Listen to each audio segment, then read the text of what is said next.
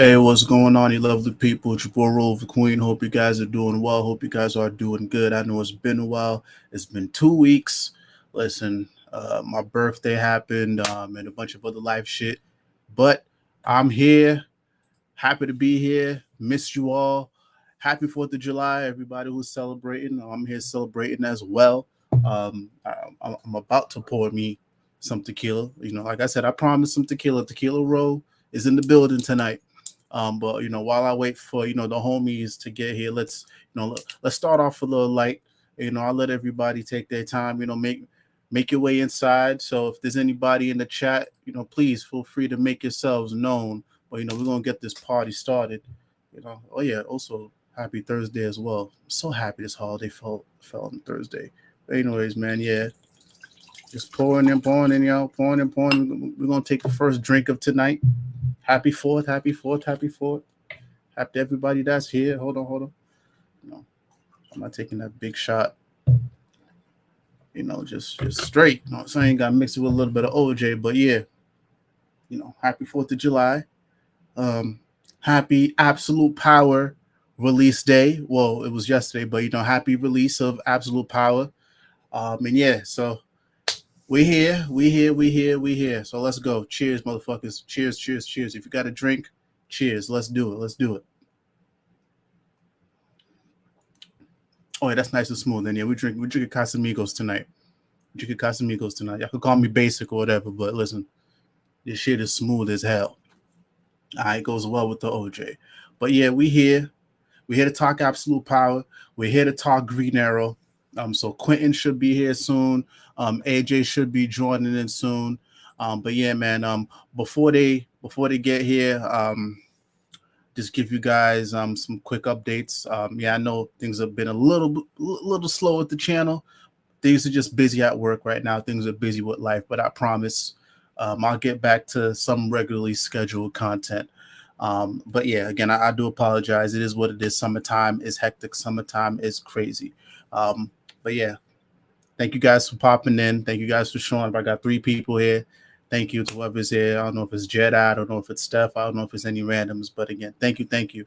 And before we get started, if this is your first time on the channel and then you enjoy it, please be sure to hit that like, hit that subscribe button, and turn on your notifications. And while I wait for the homies, I do want to take this time real quick. To say rest in peace to Comic Storian, because the last time that I was on here, it was about like 2 weeks ago, and I don't think I was able to address the whole thing. So yeah, I do want to say rest in peace to Comic Storian. Rest in peace to Comic Storian. Sending condolences to his family, sending condolences to everybody that he's worked with. Sal, Cape Joel, that whole entire crew. So rest in peace, Comic Storian. I made a post about it, but I'll say it again here. I don't think a lot of people are in the YouTube comic book space without Comic Storian. Whether you liked his content or not, I was a big fan of the podcast more than anything. But yeah, he was definitely somebody that was influential in the comic book game, especially on YouTube. So yeah, that loss, I felt it, and I'm sure a lot of other people felt it as well. So yeah, cheers.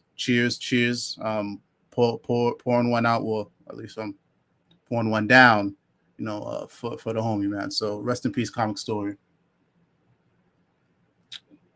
But it is 8:34. I've kept you guys waiting enough, and I'll wait for the fellas, to pop in, when they can. But yeah, like I said before, yeah, we're here to talk Absolute Power. We're here to talk Green Arrow. So I guess I'll get started. And then when the homies pop in, they'll pop in. But last time we were here, we talked about the last 6 issues of Green Arrow. So we talked about the first issue, then we talked about the midway point 6. So now we're at issue 12 or 13. And I'll give you guys my thoughts on it, because I know that was like a big thing for me. I needed to see how these 12 issues were going to play out.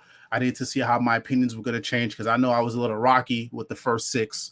But I'm happy to say that my opinions have changed. Now, you know, the family is reunited. The whole thing with Malcolm Merlin is settled, and now we're more into the absolute power. But I will say, if I'm judging off of these 12 issues, and I did sit down and I read all the 12 issues in one sitting, I thought this was a pretty solid story.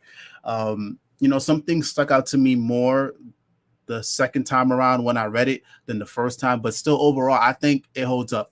I think it holds up well. You know, glad to see the family back. The explanation behind Merlin and how Oliver, you know, got thrown into this whole entire thing, it was a little wonky at first, and that's one thing I do want to mention now, and I'll go down further with the guys. One thing I noticed this time around when I was reading was that the bridge from Dark Crisis to Green Arrow is a little janky. I ain't gonna hold you, it's a little janky. Because if you only read Dark Crisis, well, let's just say this. If you only read The Death of the Justice League, and then you read Dark Crisis, and then you just went into Green Arrow, there's some key information that you're missing here. And the key information is in the tie-in. Because I noticed that, you know, if you just read Dark Crisis, you know, Green Arrow, we thought he was dead, but, you know, some way, somehow, he was alive. Like, we seen Doomsday break his fucking neck. But in that tie-in, that one little tie-in, the Green Arrow Worlds Without Justice League, like, that's when you knew Green Arrow was alive. That's how we figured out Green Arrow was alive. So I think they could have done a better job in the beginning of, you know, making sure readers actually read that, because I don't know if a lot of people read that tie-in. So I think that missing piece was very important. But either way, overall, like I said, it was a pretty good 12-issue story. I think when you didn't have the disruption of Night Terrors, it flowed better. I think when it's all in one sitting, it reads better. The story makes a little bit more sense. I personally feel that Amanda Waller wasn't as involved as people are making it seem. That's just me. I feel like Waller was more of a background character, but the whole story with Merlin, I think that's what took the center stage, and we really didn't see Waller until, you know, maybe like, oh, we got one homie here, ladies and gentlemen. Let me get him in. Let me get him in. My boy Quintin, what's going on, man? Happy 4th. Can you hear me, brother? Can you hear me, brother? Can you hear me, bro? Yo, you in, man? You in? Can you hear me?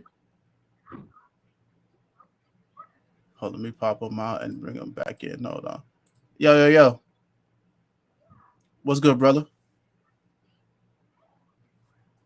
Can you hear me? Yeah. Oh, shit, we got 6 people up in this bitch. Oh, give me one sec. We just got some technical difficulties real quick. Quinn, can you hear me, bro? Yay, nay.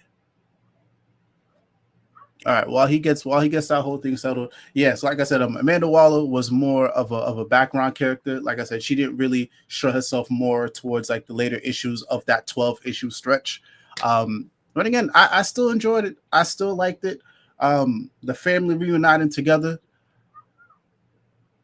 I think that brought a lot of joy to me, because these guys have been separated for so fucking long. I know Quintin, he was more looking forward to Diggle. We finally got Diggle again. Diggle was in the mix. He ended up being one of the linchpins to how, you know, Ollie was able to beat the fuck out of Malcolm Merlin. So overall, I liked it. And if I'm judging by these 12 issues, I think it's a solid story.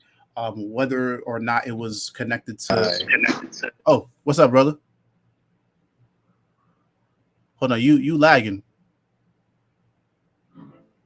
Hold on, say something now. You lagging. Hold on. All right. How about now, brother? Yeah, I can hear you now. Hold on. Perfect. It was connected to my watch. Okay. All right. Yo, go ahead and introduce yourself. Introduce yourself to. Wow, I can't even speak. Introduce yourself to the people, brother.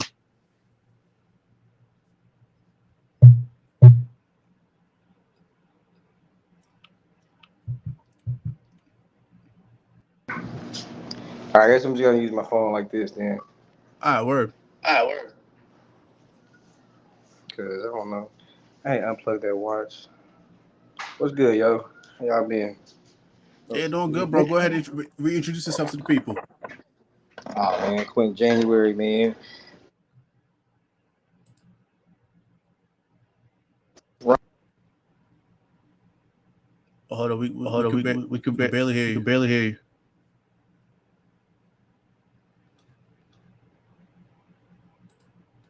Hold on. Apologies, y'all, for the technical difficulties. Y'all know why I'm echoing. Hold on. Am I still echoing now? Hold on. Yo, Quinn, you got me on speaker, bro?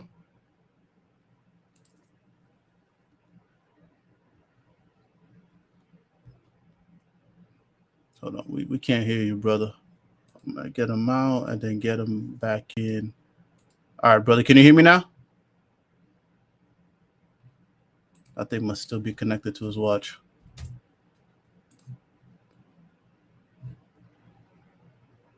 Apologies, y'all. We'll get things going in a bit. Apologies.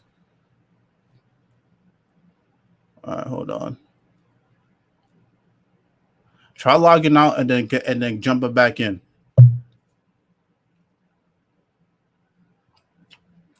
Okay, apologies, y'all. But yeah, while he gets that, so like I said, if I'm judging off these first 12 issues, I think it's a good, solid return back to basics Green Arrow story. And then everything else after that, obviously we know it's absolute power. But I think for Green Arrow fans, I think you can be satisfied with these 12 issues. I think it's something that it was worth the wait. Did it have its issues? Sure. Was it perfect? No. But again, for something that we've been waiting for, these 12 issues, we got the family back. We got to see Oliver struggle a little bit more. We got to see the family struggle a little bit more. But I liked it. I enjoyed it. I thought for the most part, too, the art was pretty consistent. I know we bounced around between artists, between Phil Hester and, Ikakse. But again, overall, pretty good. Let's try again. Quinn, what's going on, brother? What's good, y'all? My bad. Don't worry about it, man. I'm about to try one more time with my AirPods. If not, I'm just gonna rock out with my phone. I know worries, bro. I don't know why I really gonna be upset because usually they work. Okay, can y'all hear me? Yeah, we can hear you, bro. Bet. Okay, we in there then. All right, so go ahead, reintroduce yourself, brother, and then we'll get into it. Quintin January. I'm the owner of New Era Comics, writer. You see some of my stuff floating around the timeline. I talk a lot of stuff about Batman, Green Arrow. I'm a little bit into everything on the timeline. I retweet a lot of stuff. So, but nah, man, I'm in here to talk to. I don't know. I'm kind of on edge about this event. All right. So, I think to start off, let's just talk about the last 6 issues of Green Arrow, because the last time we met, we were at 6. So now we're at 12. So give me your thoughts, bro. The last 6 issues. I'm not saying we called almost everything that happened, but we kind of called everything that happened. Mm-hmm. I think they knew that Ali was going to turn heel. So they kind of calculated our feelings that we're going through right now, especially diehard Green Arrow fans, right? Mm-hmm. So you have this, give us everything that we've ever wanted, all these tender moments. Hey, here's Diggle even finally in a superhero suit, right? So the law before the storm type of thing. Mm-hmm. And I mean, like I said, outside of that, I enjoy it. I know a lot of people had their gripes just about it not being something that was like super substantial, I guess, or something. I look at it like it's like a meat pie, bro. Pause. Like it's a snack food. It's like a comfort food book. It's not supposed to be this heavy dissected type of thing like Wonder Woman maybe. Exactly, you know what I mean? Yeah. Mm-hmm. You know what I'm saying? Like even Chip's run on Batman just kind of diverge a little bit. His has a similar kind of thing. It's supposed to be fun. The whole point of the initiative with Dawn of DC was that everything's on the table, everything counts. Don't worry about continuity. Just enjoy the story. Yeah. We got something for everybody, right? Let's take care of. We've gotten so far down the beaten path of events and the heroes going through this and that. And I think that's kind of the thing right there, right? So like, let's have these moments where we can have all three Wonder Girls together, or you have all of Ali's sidekicks, right? Like everybody, you know, we see Cheshire and Leanne have a moment. You know, we get resolution, we get more in depth. They kind of cleaned up Ali's origin from the New 52 reboots and the Arrow stuff, right? Nobody really talks about that part, right? And we kind of always knew Ali. I mean, the seeds were there that Wally was going to join Amanda, right? So we shouldn't be surprised. But that's what I'm worried about, though. That's what has me so worried, because we saw it coming, right? Yeah. We knew it was coming. It was almost spoon-fed to us. Even the scene where, like, in my head, I think back to the issue in Tom King's Batman run where Batman punches Tim, right? When Bruce punches Tim, and everybody was like, "Oh, Batman doesn't act like that. He would never punch." Da, da, da, da, da. And then the way they cleaned it up at the end was that Batman was sending a message to Tim, right? Something that only the family knows, a punch or whatever. And I thought that was kind of my initial thought reading, like seeing the panel, was that's what Ali did with Roy, right? But then again, when I read, you know, Ground Zero in issue 1 of Absolute Power, I kind of go against that initial thought, because it feels too on the head. Yeah, like, you know what I mean? Yeah, like, I hear you. The event sounds like this event feels like, I said it on the timeline when I first read the issue. It feels like Trinity War. Right? So remember how Trinity War was, they promoted Trinity War for like 8 months before it dropped. Right? There was a rollout for Justice League America where it had all 52 states. Canada had a flag. Everybody had a flag. Y'all remember that? You know what I'm saying? So like, and then we all thought like, oh man, this is cool. We finally got 3 teams. We got the book again, blah, blah, blah. And then boom, the syndicate comes, right? Crime syndicate comes. And this is what Absolute Power feels like. I feel like we see so we all knew okay, so let's put our cards on the table. We know the Light is the overall bad guy, right? Yeah, which is literally just a bunch of brainiacs. But I think that's bullshit though. Right? It seemed like it, but that's like, I mean, like, that's dumb. Like that's like a waste of that whole concept to me. Right? Yeah. So let's if you walk down the path with me for a second. What if somebody picks up, like, okay, so yeah, Brainiacs, they're like, yeah, cool. But what if it's somebody that picks up that organization out of the ashes of what's about to happen, right? Right? A Vandal Savage has been positioning himself for a while now, right? Penguin is repositioning himself right now. There's some key people. Lex is in a different state now, right? Yeah. A lot of Superman bad guys are changing, right? The Joker, Bane is back, right? So I know we kind of Batman centered right there, but different villains are being positioned. The Sovereign, because I felt like the Light was going to be, you know, Sovereign. I feel like Tom King's not getting this reign on Wonder Woman to bring him in, and Sergeant Steel and all of that is like connected to what Amanda's doing.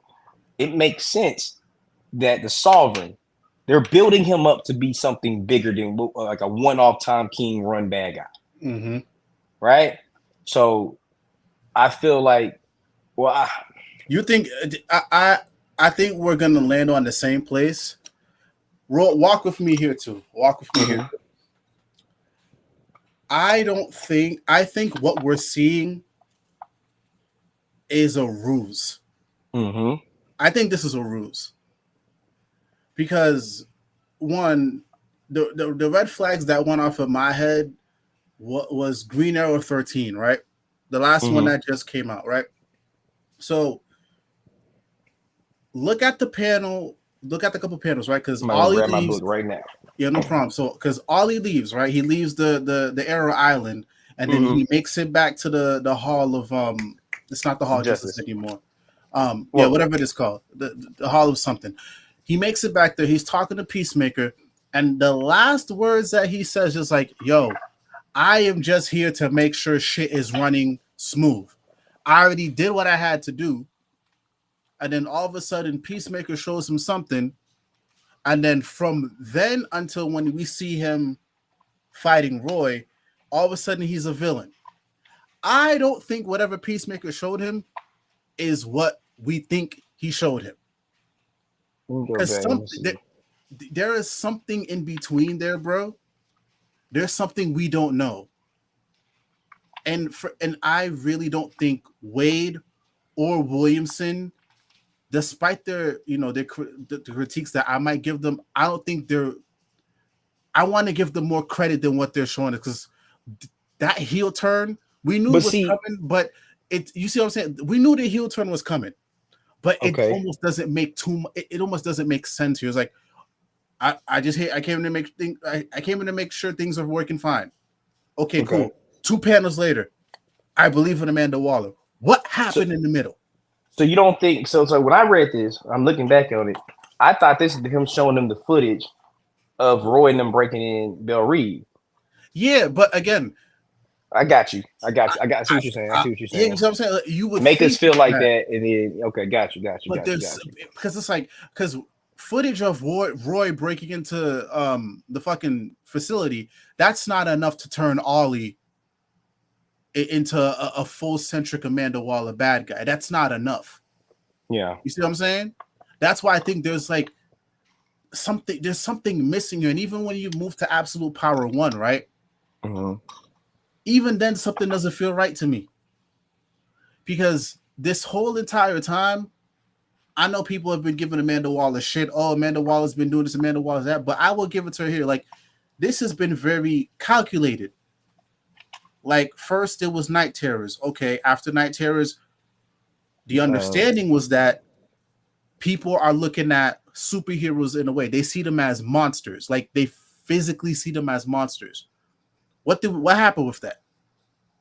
Beast World. Okay, she actually turned damn near the whole entire DCU into monsters. Mm-hmm. Okay, now it's Night Terrors, and all of a sudden, it's almost just like, now I see where people talk about it. This feels like the mustache villain thing. You see what I'm saying? Because it's almost like Ollie's taking a hard pivot and Amanda Waller's taking a hard pivot. That's why I feel like we're purposely there's some information here I don't think we're getting.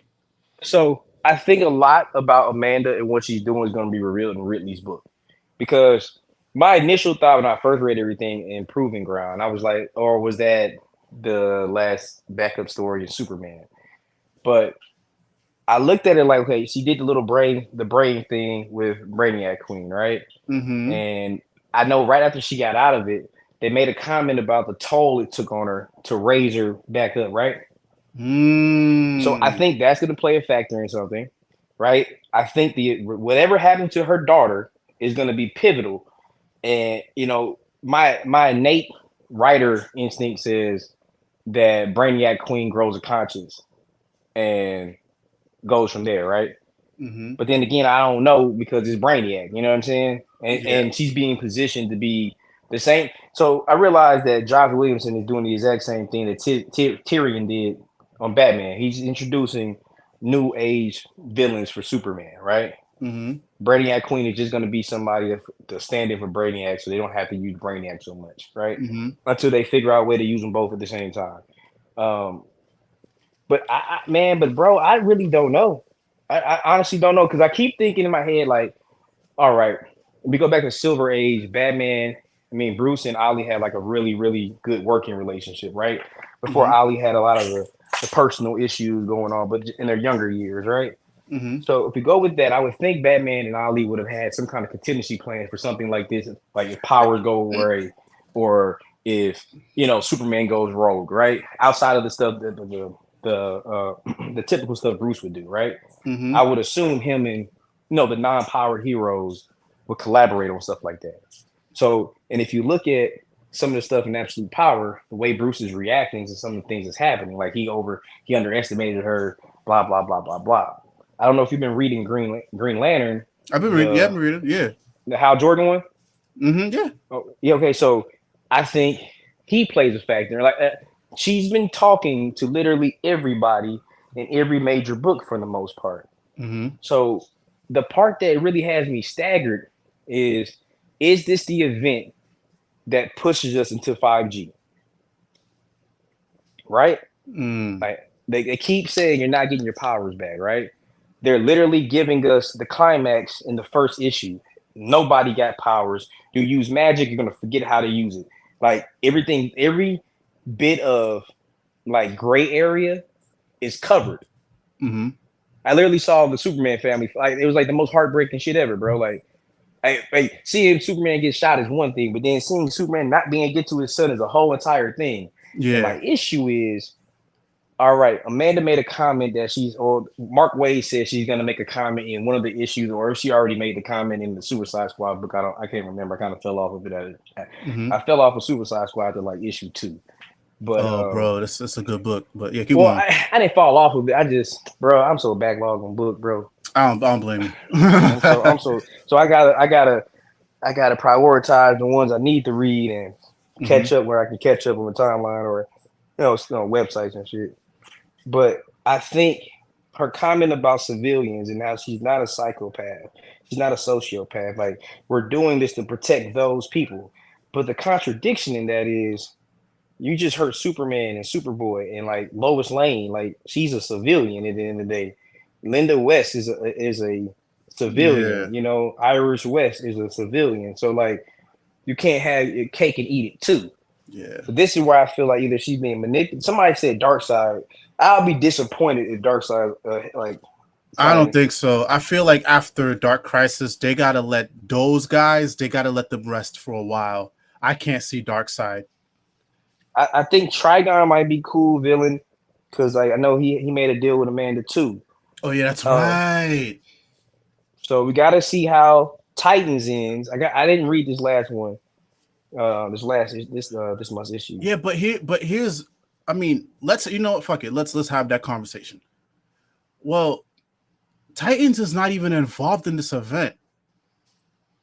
Nightwing, I think they're going to be. I think. Well, I mean, I'm talking about the book. The book is not involved in the event. Well, there is a scene. I mean, besides that one Amanda Waller has been in that book at least 4 or 5 times. Yeah, I've been catching up. Yeah, you know what I'm saying? Like, especially during the Beach Boy stuff, right? She was definitely prevalent in there. The shit with Trigon just happened when Dark Raven took over, right? So I see the cracks in that happening. So I'm assuming I don't think Trigon's gonna trust a human at the end of the day, right? No. I don't think some of these people that she's working with is going to be, and then if you think throw the Sovereign in there, she's a black woman at the end of the day. And I think like if we really keep villains, right? If we keep villains, the Sovereign don't like them. He don't like Wonder Woman, right? She don't like women. You know what I'm saying? Like she's definitely at least Caucasian facing. You know what I mean? Like Amanda Waller is the exact opposite of that, right? So yeah, Sergeant Steele is interesting, right? Because I feel like they're building him back up to be a major player in the universe. I think something's gonna happen to Amanda Waller at the end of this event. This is my prediction, my early prediction. Ollie's either one or two things. He's Snape from Harry Potter, and this is a triple agent situation, right? He's either going to go full-fledged like new support, or he becomes Amanda Waller. Like Wally becomes it. Like, okay, so Wally's always had certain views about certain shit, right? You think about it. Wally's always somebody who feels like I can do it myself, right? We just saw that for 12 issues. Yeah. Right? We just saw that for 12 issues. So what if he double crosses Amanda Waller and he takes over that role? We just saw Connor take over the Hood. He just gave Roy everything. Like, and Mark Waid said, hey, bro, some people are not going to come out the other side of this the same. Y'all not going to look at some of the heroes the same way. Yo, hold that line, because we got some comments here that's feeding onto the convo. Hey, yo, Mint, thank you for popping up, brother. So Mint said Brainiac Queen wouldn't be the first Brainiac to turn face. That's true. That's true too. That's very true. And then Mint also said Sarge's line about wants and desires is key. Because that was issue 1. He's like, yeah, what you want and what you desire is 2 different things. Well, I really feel like Amanda's going not to be, because we got so much Amanda Waller fatigue, bro. And that's the major thing everybody's been talking about. I will debate that. I don't agree. I don't subscribe to it because she hasn't really been used like that a lot. Yeah. I think her auxiliary characters have been like Harley, Deadshot, Captain Boomerang. Those guys have been overutilized. But Amanda herself, outside of Viola Davis, reruns of Young Justice. I mean, she wasn't even that prevalent in Young Justice. I mean, Justice League. Oh, you mean just overall, and like you're talking about the different mediums of DC. You know what I'm saying? So like everybody's talking like in comics, she's logically supposed to be in every book. You know what I'm saying? But even then, that's where I always debate the thing, because it's like she hasn't been that prevalent only up until recently. Like she just popped up in the Flash. Well, her and Ollie just popped up in the Flash, but Flash has been going on unbothered for the last however long it's been going on. Superman has been going on unbothered for however long it's been going on. The only books that I see Amanda Waller prevalent in is books that people are quote unquote don't care about. Suicide Squad, obviously.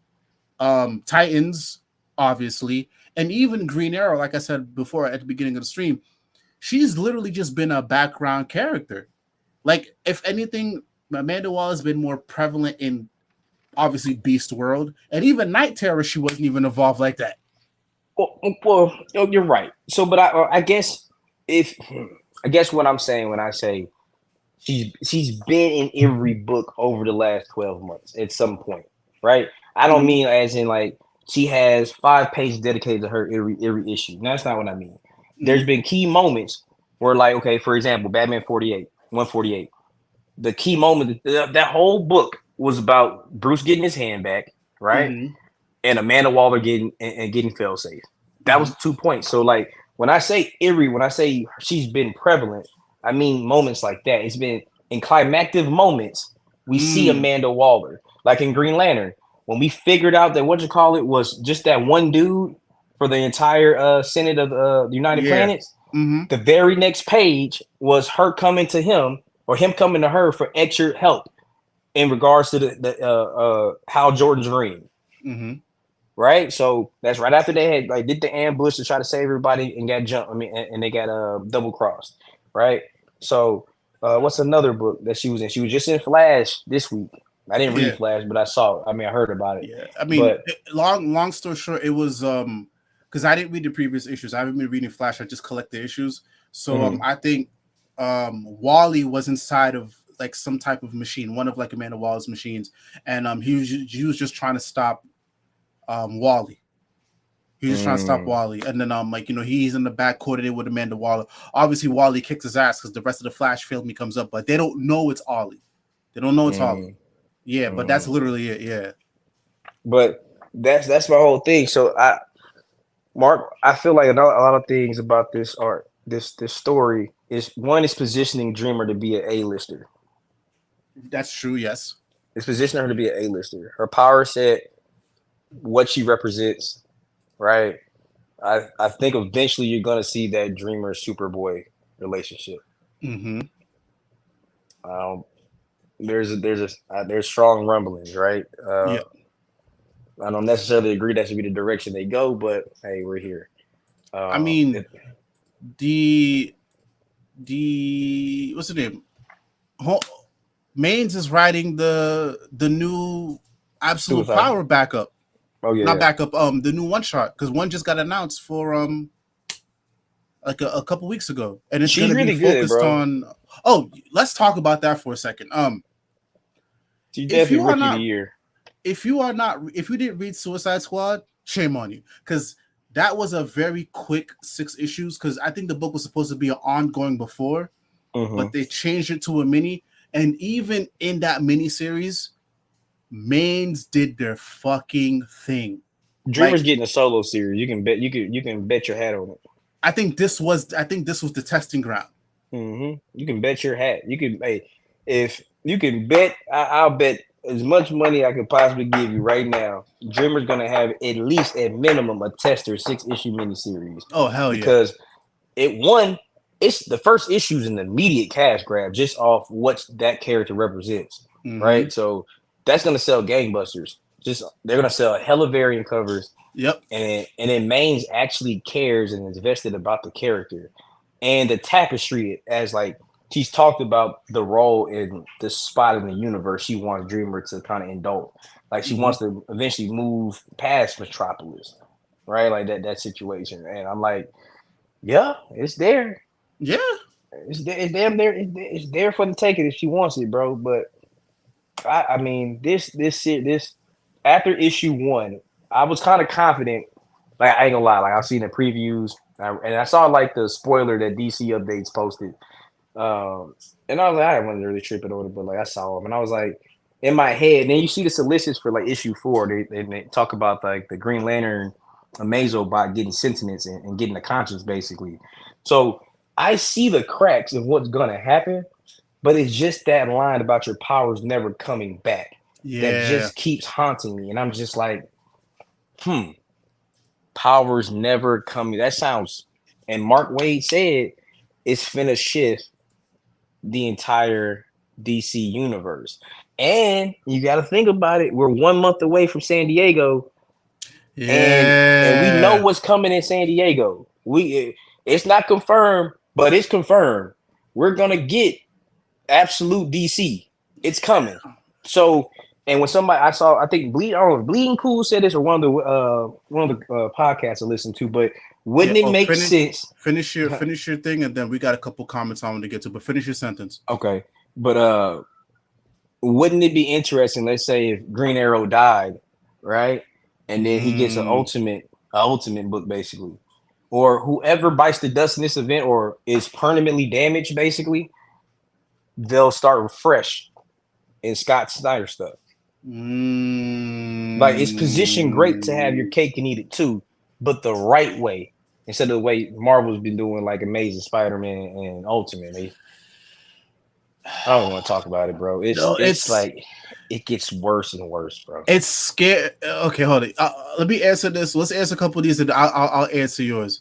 So Mint said Wallace stepping into the limelight for a change is really interesting since she's always been comfortable in the shadows. Like Bat said, she thinks she's already won. It's true, but that's the scary part. That's the uncomfortable part of it as well, because it's like up until now, this has been, I could rock with this. I could rock with it. Like this seemed very strategic. Like I could roll with the notion of, okay, Amanda Waller, she's seen some shit. You know, the whole thing happened on Earth 3. She got pulled from that. And then now she has a plan with Brainiac or whoever the light is to make sure something like that doesn't happen here. I was rocking with this journey, but here it's almost like in a couple weeks, she went from this is going to be strategic to hard pivot. You see what I'm saying? Like it's so bizarre to me, and that's why she thinks she's already won. Like it's so bizarre to me that I almost don't want to believe it. It's hard for me to believe what we're seeing is this. It's hard for me to see what I'm seeing with Ollie.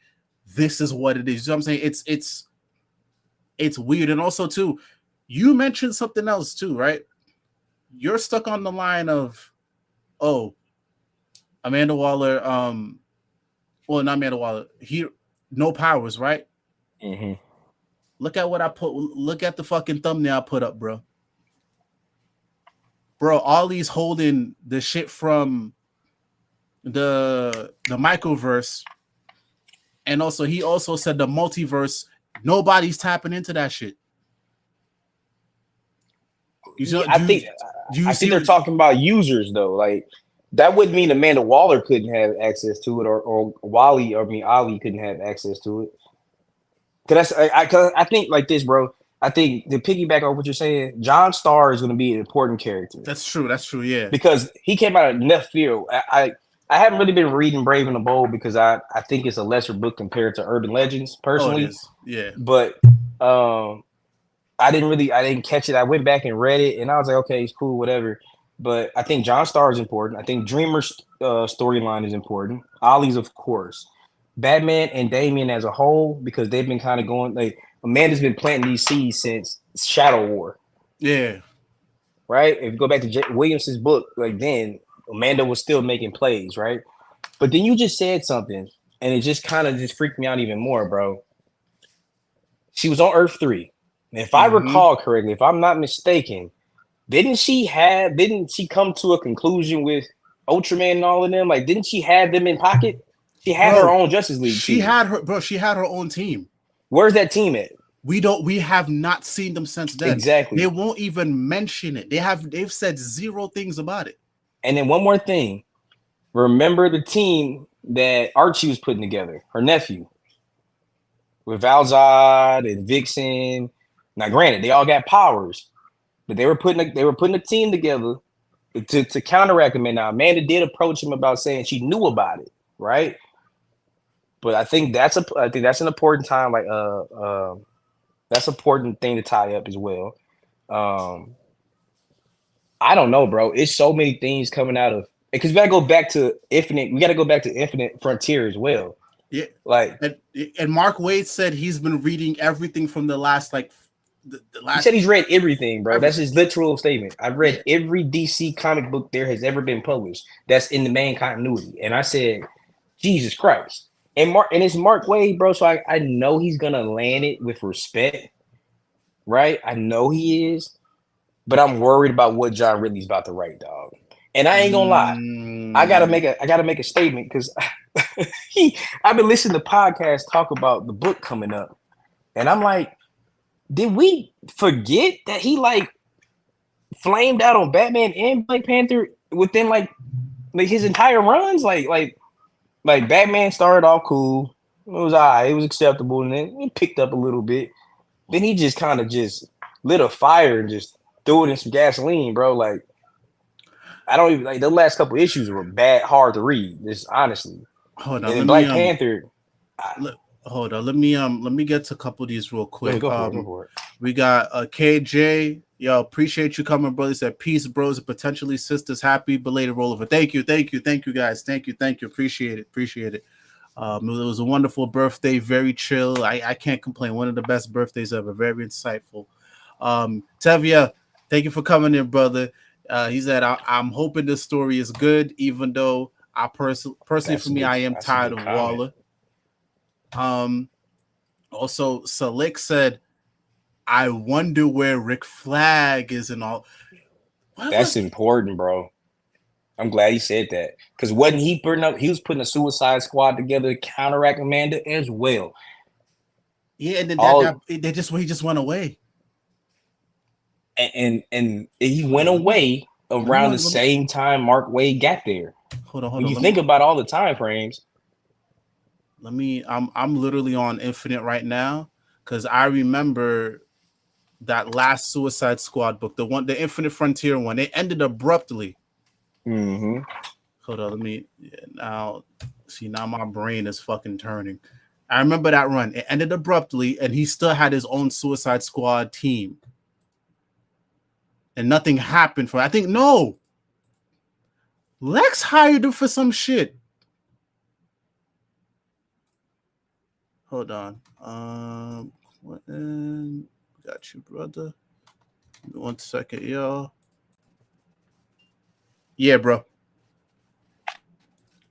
Can you hear me? Can you hear me, bro? Yeah, I can hear you. Yeah, I got you. Yeah, so okay, cool. Yeah, I remember. I'm looking at it now. Lex hired him for some shit. And then they did like one mission for him, and then that was it. Like they just went away. Like we haven't heard jack squat since. I'm reading. Yeah, I'm looking at it now. I'm telling you, it's gonna be something, bro. I'm reading it. I'm browsing through like right now. Yeah. Last time before Lex went to jail, he hired him for some shit, and we haven't It's seen a Lex peep. Luthor. Mhm. So man, there's a lot of players at hand here that we don't know. Like we really don't know. And that's the part because it's hard to figure out what the real ending is going to be because we know the Justice League is going to come back. But I think where we fucked up is that we think the Justice League is going to come back and things are just going to be sweet. We don't know the level of which the Justice League is going to come back. We don't know what type of DC universe the Justice League is going to come back to. Yeah.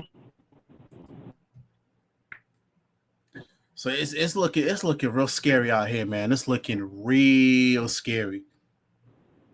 Like, Yeah, I bro. even wonder. Oh, my fault. No, go ahead. My fault. Oh, hold on, you cutting in and out, bro.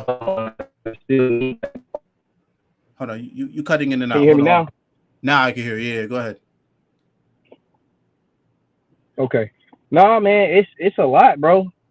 And we got to see how the miniseries. I mean, the 3 issues that Wonder Woman has, the Wonder Woman tie-in. I think the Wonder Woman series is going to be an important one to pay attention to. Batman, of course, and Superman, of course. I think you would think Lex and Rick Flag would have a play kind of in tow. You know what I'm saying? It's Lex Luthor. He's typically one or two steps ahead of everybody. And Rick Flag is in a slouch. So, I mean, and he had a vendetta against Amanda.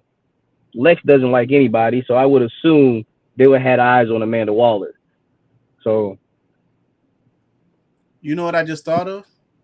What? Because I just thought of Lex is not Lex right now. Yep. Lex ain't Lex. Lex's brain is fried right now. Very true. So the only person that technically could come into play is Rick Flag. But we don't know what if there is a contingency. What was the plans for that? Because I don't think anybody thought of the fact that Lex was gonna have his brain fried at the end of House of Brainiac. Yeah. What does that mean? True too. Unless it was part of Lex's plans, right?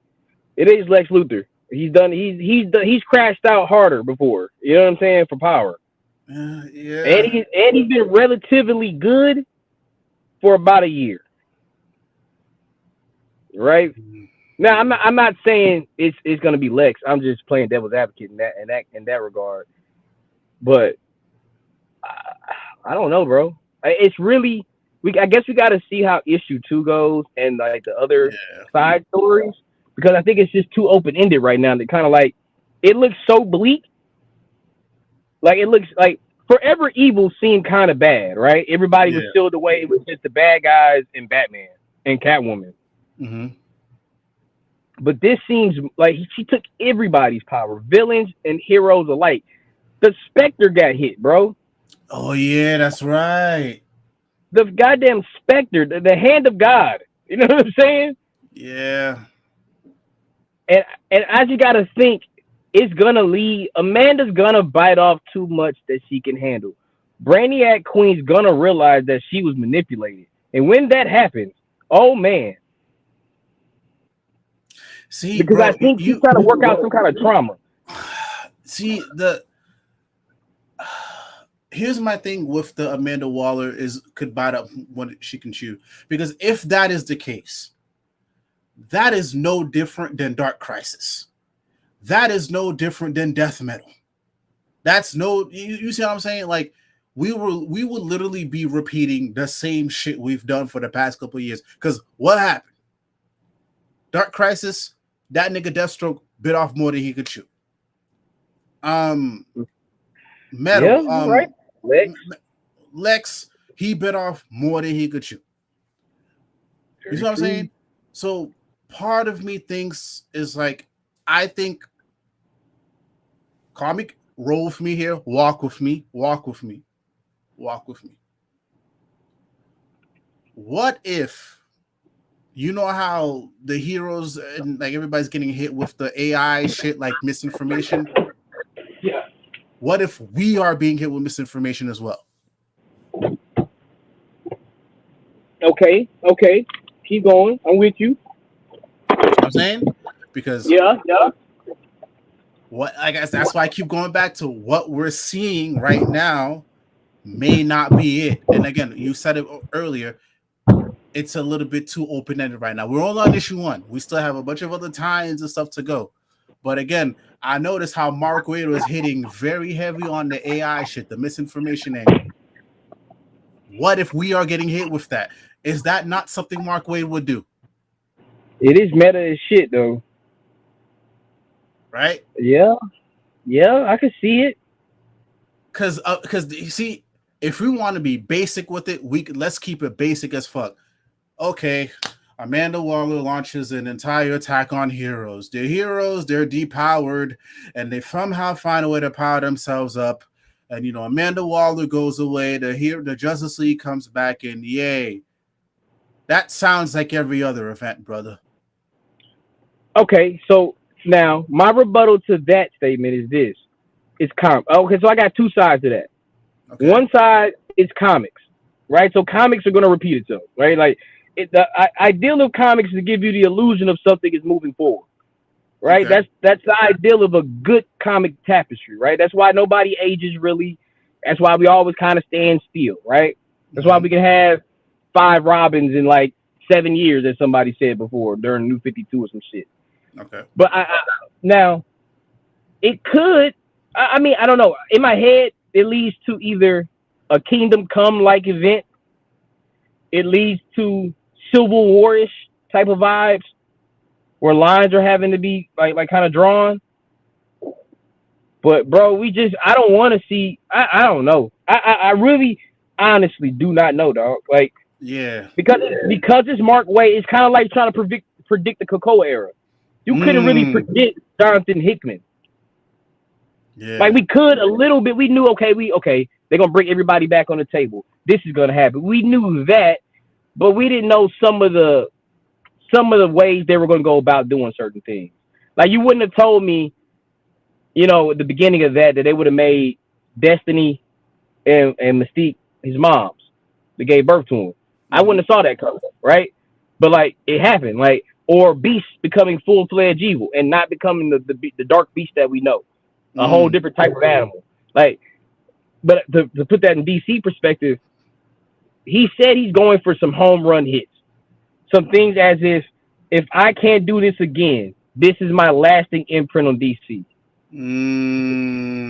He's from the era where Hal Jordan was a bad guy, right? Those are like his golden eras. Like, I mean, he's kind of like a LeBron third prime right now, kind of. But like, that was his like heyday when he was a young man type of thing. Like, that was the era he was in. So like, he's used to heroes going from heroes to bad and back to good. You know what I'm saying? He's used to that. Yeah.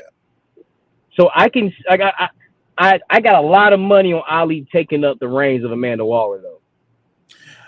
On the vein of that, peep this comment. Is there room for this to be an alternative Earth following the same line of thinking? What we're seeing isn't exactly what we're seeing.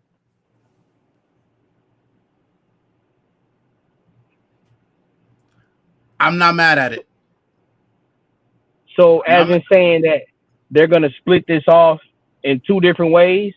I'm talking about if what we're seeing right now isn't the actual Earth that we think it is.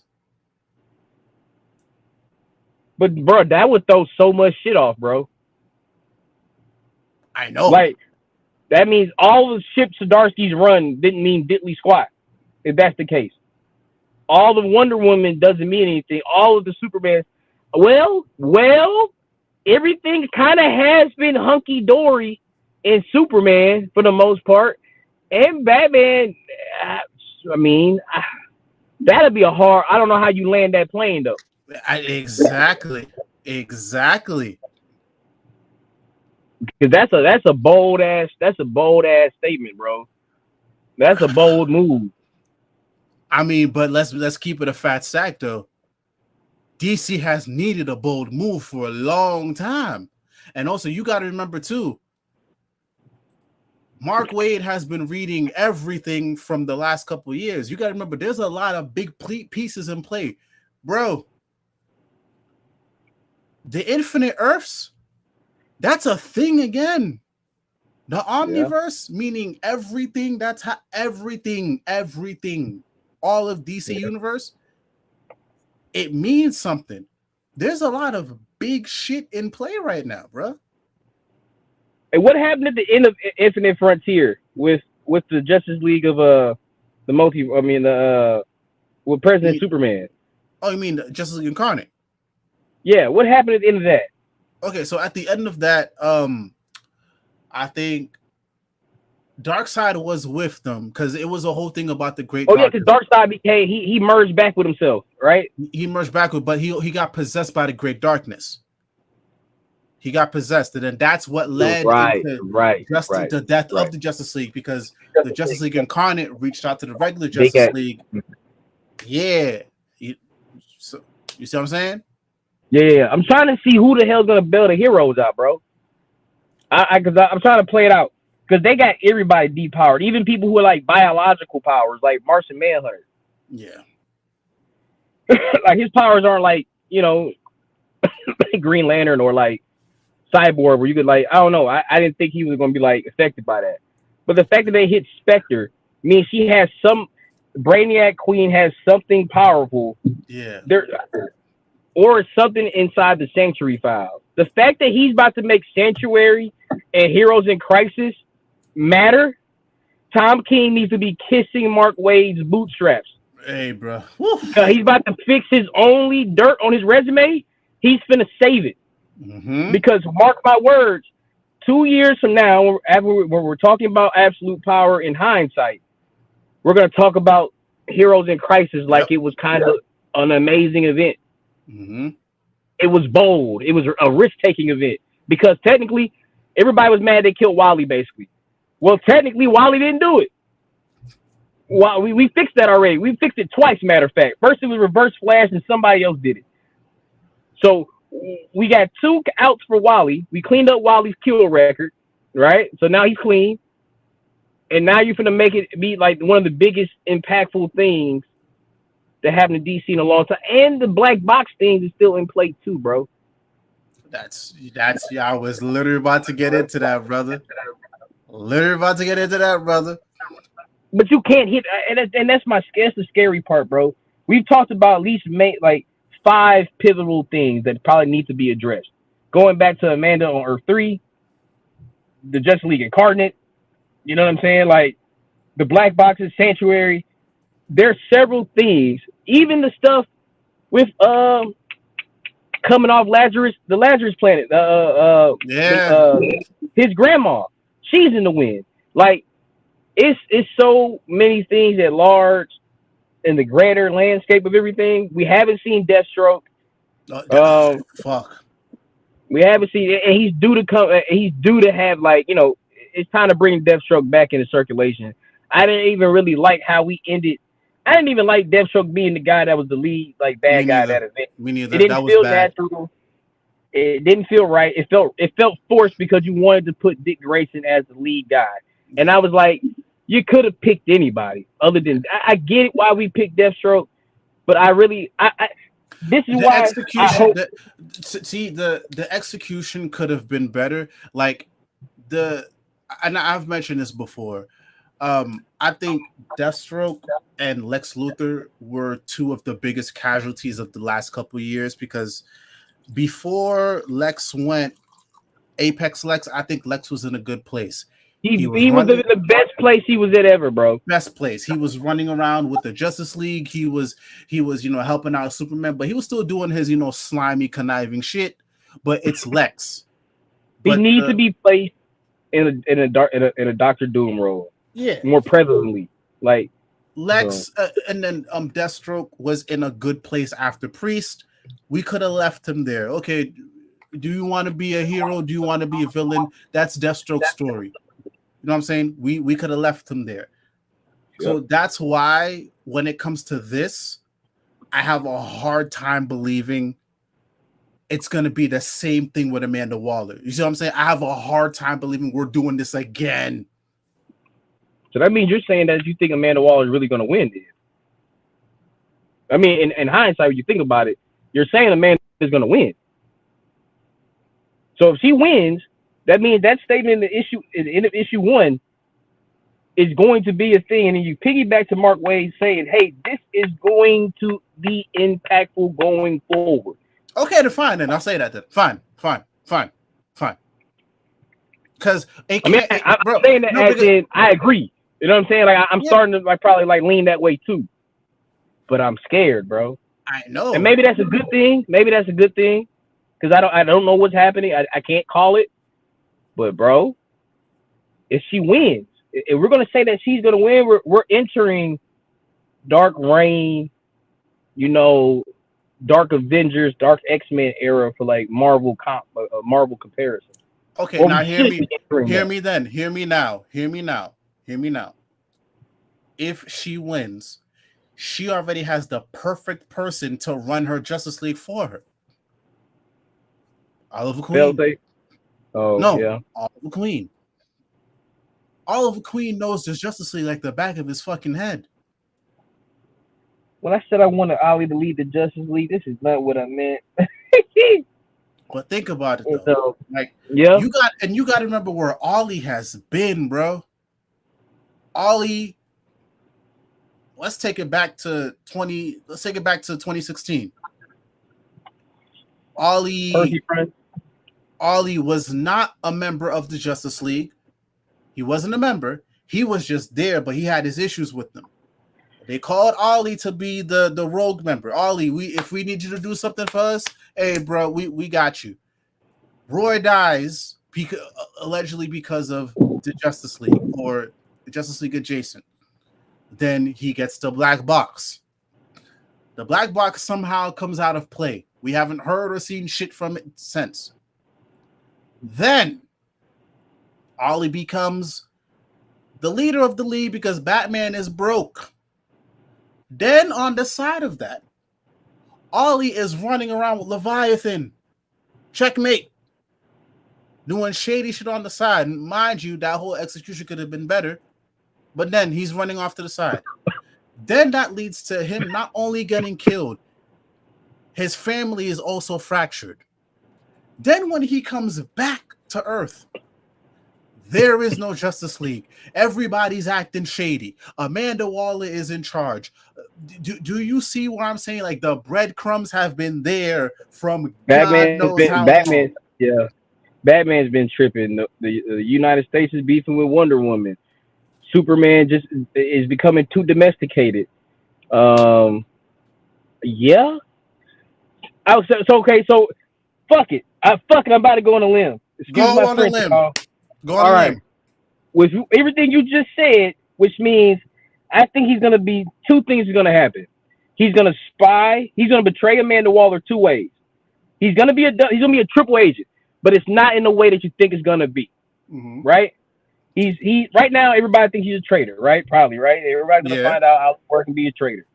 But eventually he's probably gonna be feeding information to somebody. Roy, Batman, Nightwing, somebody he trusts to give him just enough information to get their powers back, win the day, right? Mm-hmm. But I think in contingency, he's gonna still double cross Amanda and take her empire, basically. And then so kind of what they said that Damian was gonna be in the 5G era. Oh, that's what he's gonna be. He's gonna be the new Nick Fury, but a little bit like I think I don't want to say Amanda Waller because I think Amanda Waller is Amanda Waller. I don't think Ollie's gonna be. I mean, yeah, technically, bro, that's what's gonna fucking happen.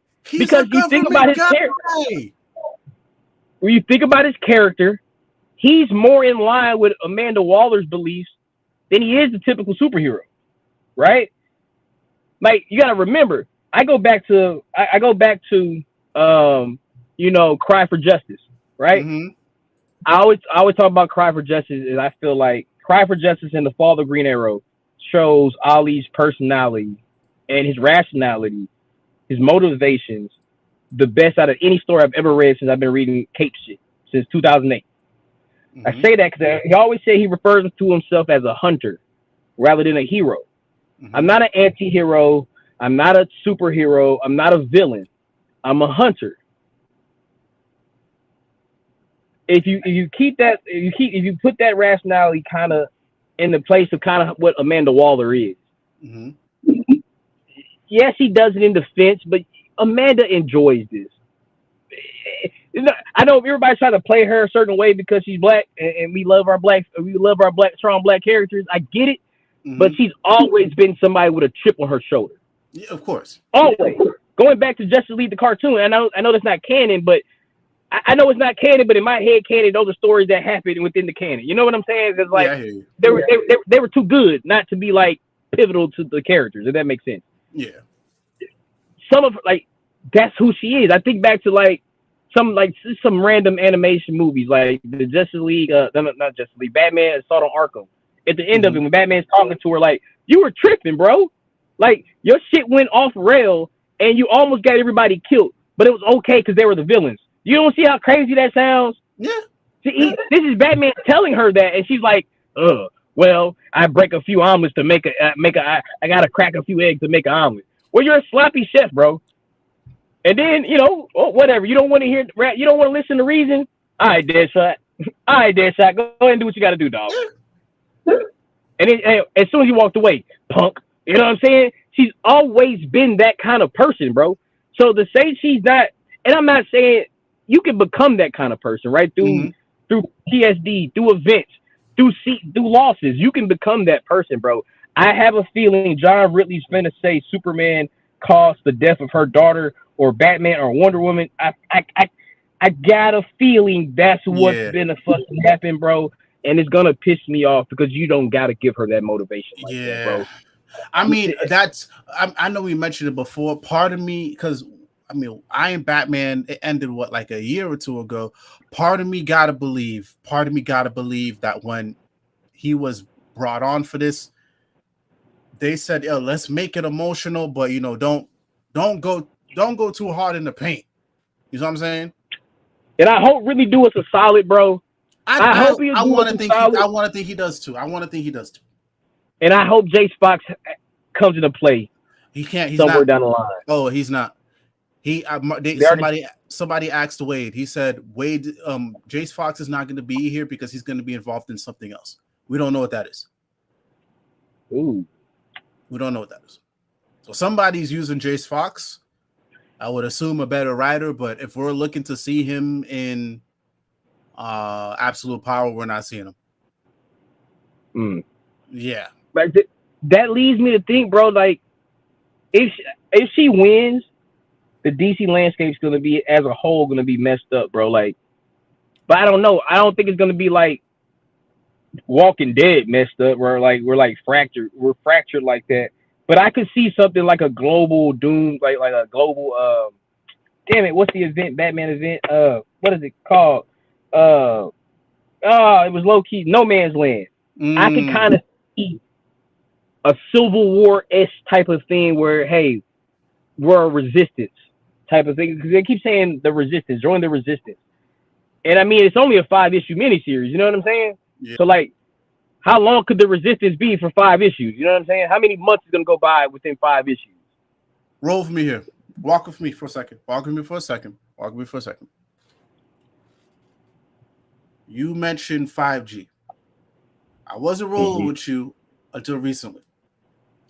Now, and by the way, guys, I'll get to y'all's comments. Don't worry. I see a couple comments. So I'll get to y'all. Walk with me, brother.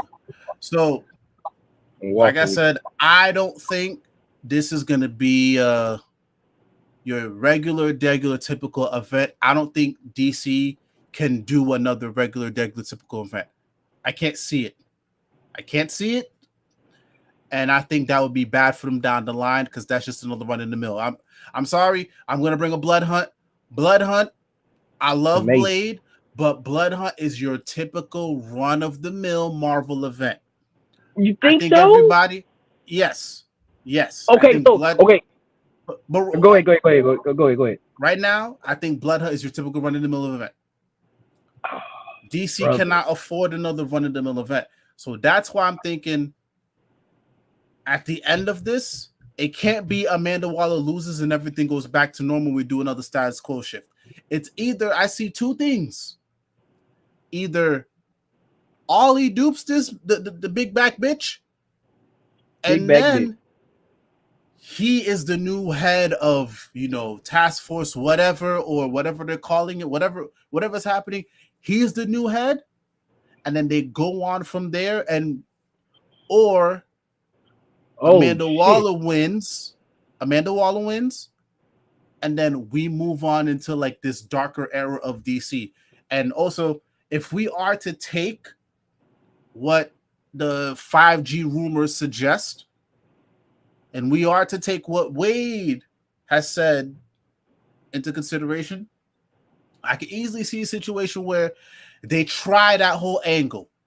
Okay, whether it's Ollie or Amanda Waller, let's see how the DC universe looks with both of them at the helm running shit. I think it's still going to be dark either way.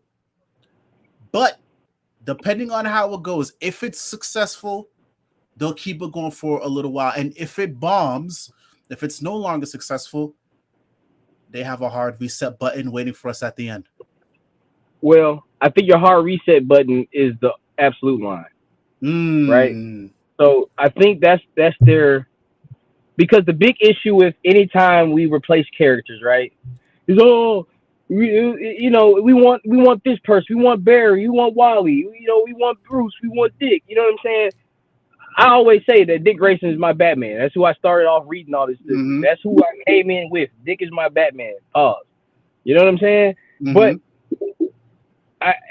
I'm with that. I'm all for progression, bro. Like I'm the guy that says Alfred dying was genius, right? That's me. Oh, I believe right? I'm 100% there with you. Yes. So I'm with us pushing that, but like it got to be something like, because like we still have yet to have a conversation with Bruce Wayne and Jace Fox, right? Ollie and Connor just had their kind of reconciliation type of situation, and Connor kind of embracing who he is in the DC universe as a whole, right? Going back to the Robin series, right? Everybody's logically getting a handoff. How does Yara get that handoff from Diana? One, I still think our Trinity's shouldn't be the Trinity, right? I think some of the I think the 5G team that we got, or like the I forgot what was the initiative called? Future State, whatever the initiative. Yeah, Future State. I think that Future State team is not the Future State that the Future. I don't think that'll be the canon Future State team. Mm-hmm. Right? I because it doesn't fit it like logically, right? Because like Jace is already like damn near 30, right? So like he'll be damn near 60 with that, like damn near pushing 50s, like Ollie's age type of thing before New 52 age. Mm-hmm. If he's still the Batman there, and that wouldn't make any sense, to be honest, it would still need to be Damian technically, right? Mm-hmm. I still think we cleaned some of that up. I don't know, man, because like I know, because if you read Birds of Prey, Maps comes back, right? Mm-hmm. And she's like the Mandarin or some kind of, she's some futuristic hero that's helping the birds, right? Mm-hmm. But she hasn't really told us much about the future she comes from. But she's about the age that Leanne and them, Damian, John would be during that time. Yara is older than that whole class of hero, right? I really put Yara in the same class with the Titans, low key, bro. Like, yeah, I agree. So like, I don't even. I get why we had Yara. I understand, but I still don't even see Yara as like the Wonder Woman per se. So if that's going to be the move, it's going to be a lot of things that get taken care of in like issue 5, bro. Or that means, or it's going to be on some like week 52 event type of thing where like there's a time skip. Oh, that's the only time. That's the only way you could have Amanda win and then have that setup without tying up all those loose strings. Because like I'm with you with Ali being that guy because he has all their secrets. I'm with that. It makes sense for him to go heel, complete paranoid. Like Like how Ali I was don't that want to say he I don't want to say heel, but it's more just like, okay, this feels like a logical step for Ollie, even though people will hate him, because I think at this point Ollie is just used to people hating him. That's just his whole thing. It's like, fuck you, I don't care.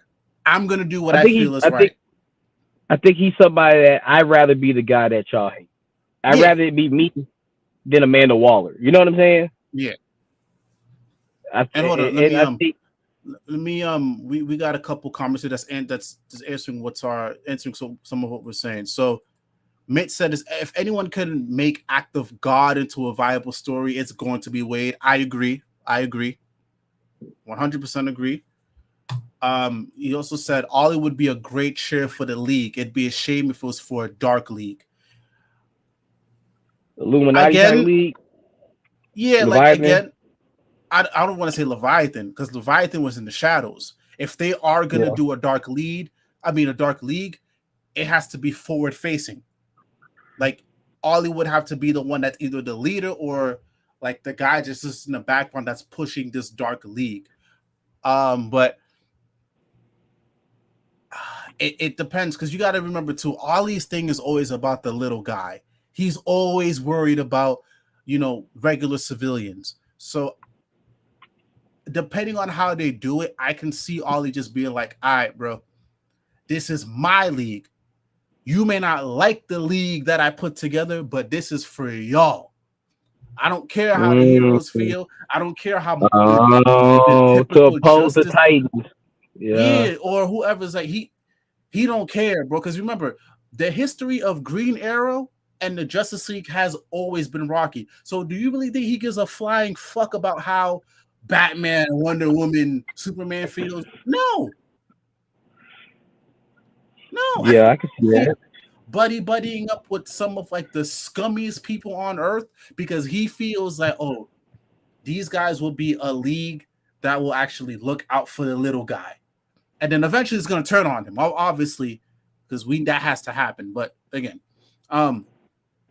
Jed, brother, good to see you, man. Happy to have you here, man. Thank you for popping through. Thank you for popping through. Tevi also said, I also think John Kent is screwed as a character because he's basically a cyborg now. Just more and more that DC should de-age my boy Jonathan Samuel Kent back to his criminal self.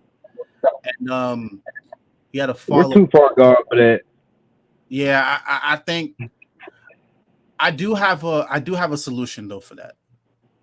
I do have a solution, and I'll get to that after. You said, question, do you think Jonathan Kent, Superboy, will remain as Cyborg permanently? Because I think that's gonna happen.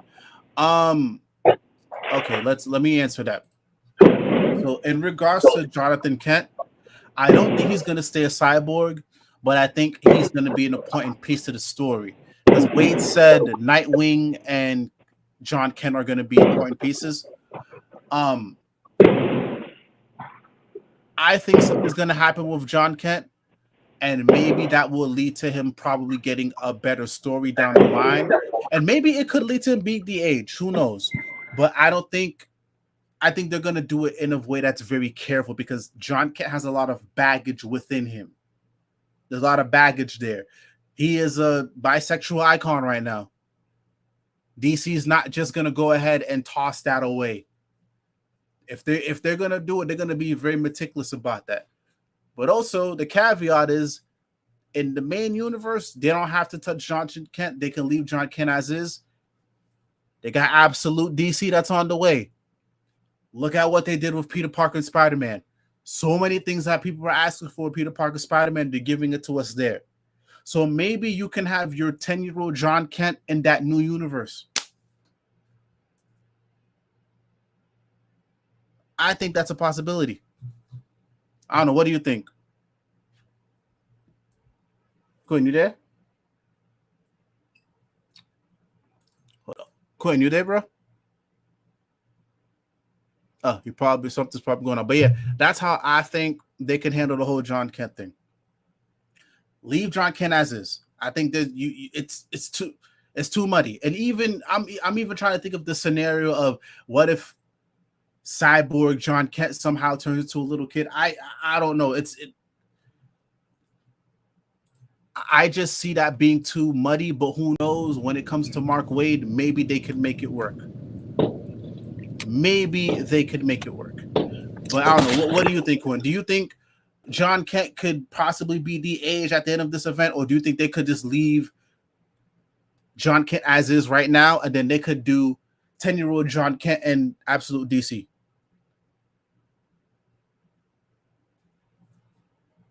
Still can't hear you, brother. If you're speaking, let's see here. All right, hold on. We'll wait for him to get back.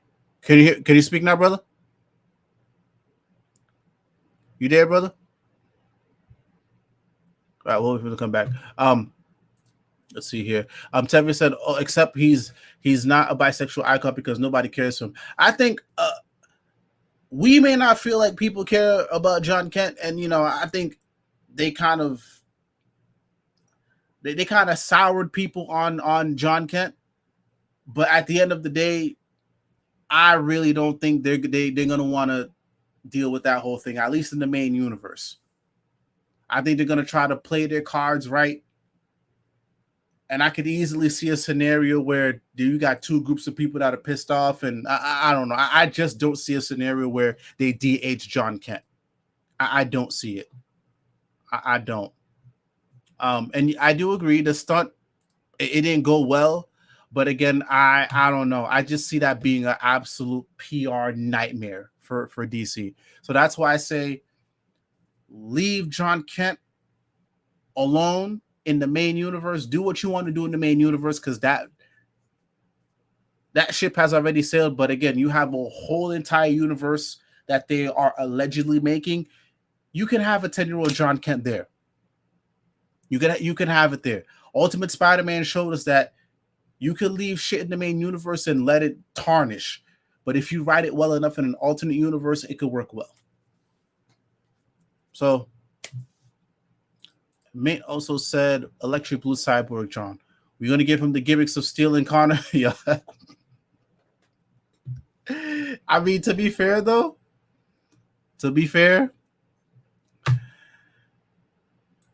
I mean, they could. They could. I mean, and also, I like the Electric Blue side.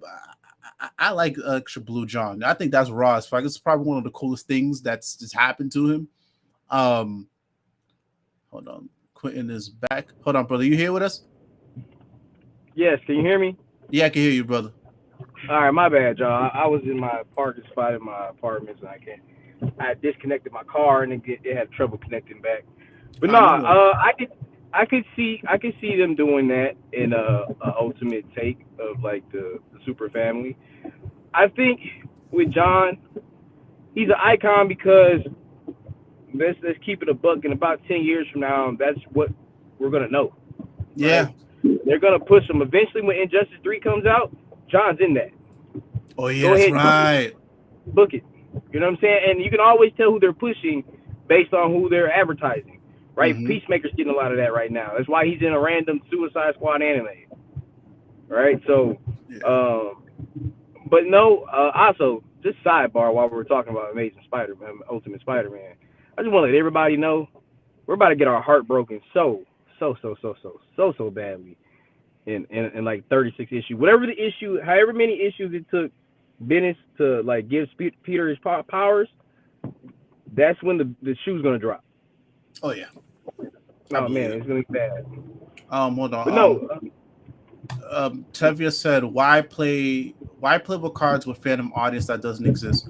Wouldn't the best option be to take the L and DH him back to normal?" Yeah, but what comes after that? You see what I'm saying?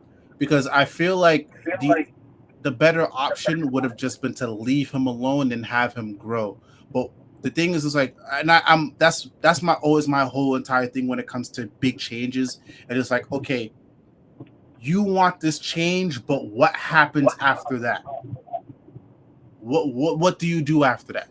So we have to think about the connection with Damian. Damian is no longer just that little boy running around. He is not the same age as John. You are not getting the same Super Sons. Damian has grown in good ways since Super Sons. Like John Kent hasn't. You see what I'm saying? Like that dynamic has changed so much. Like, and I think also too, Clark and Lois also have two other little kids that have taken the place of John. Yeah. Like you see, that's why I say the ground is so muddy. You can't just de-age John, because then that comes with its own set of baggage. And you also got to remember now, the Superman family, the Superman line is not the same when John was a little boy. You know what I'm saying? Like, there's so many other things that's taking place. That's why I say keep John how he is now. Leave it alone. Ultimate Universe or the I'd rather a Super Cousins book. Huh? I'd rather a Super Cousins book. Him and Connor. Him and Connor on a road trip and shit like that.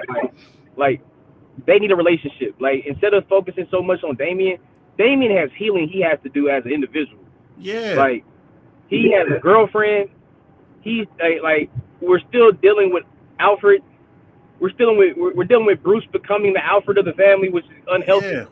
Right? Like, he has other things to kind of worry about. John has a whole boyfriend that's being kidnapped right now. Like, Yeah.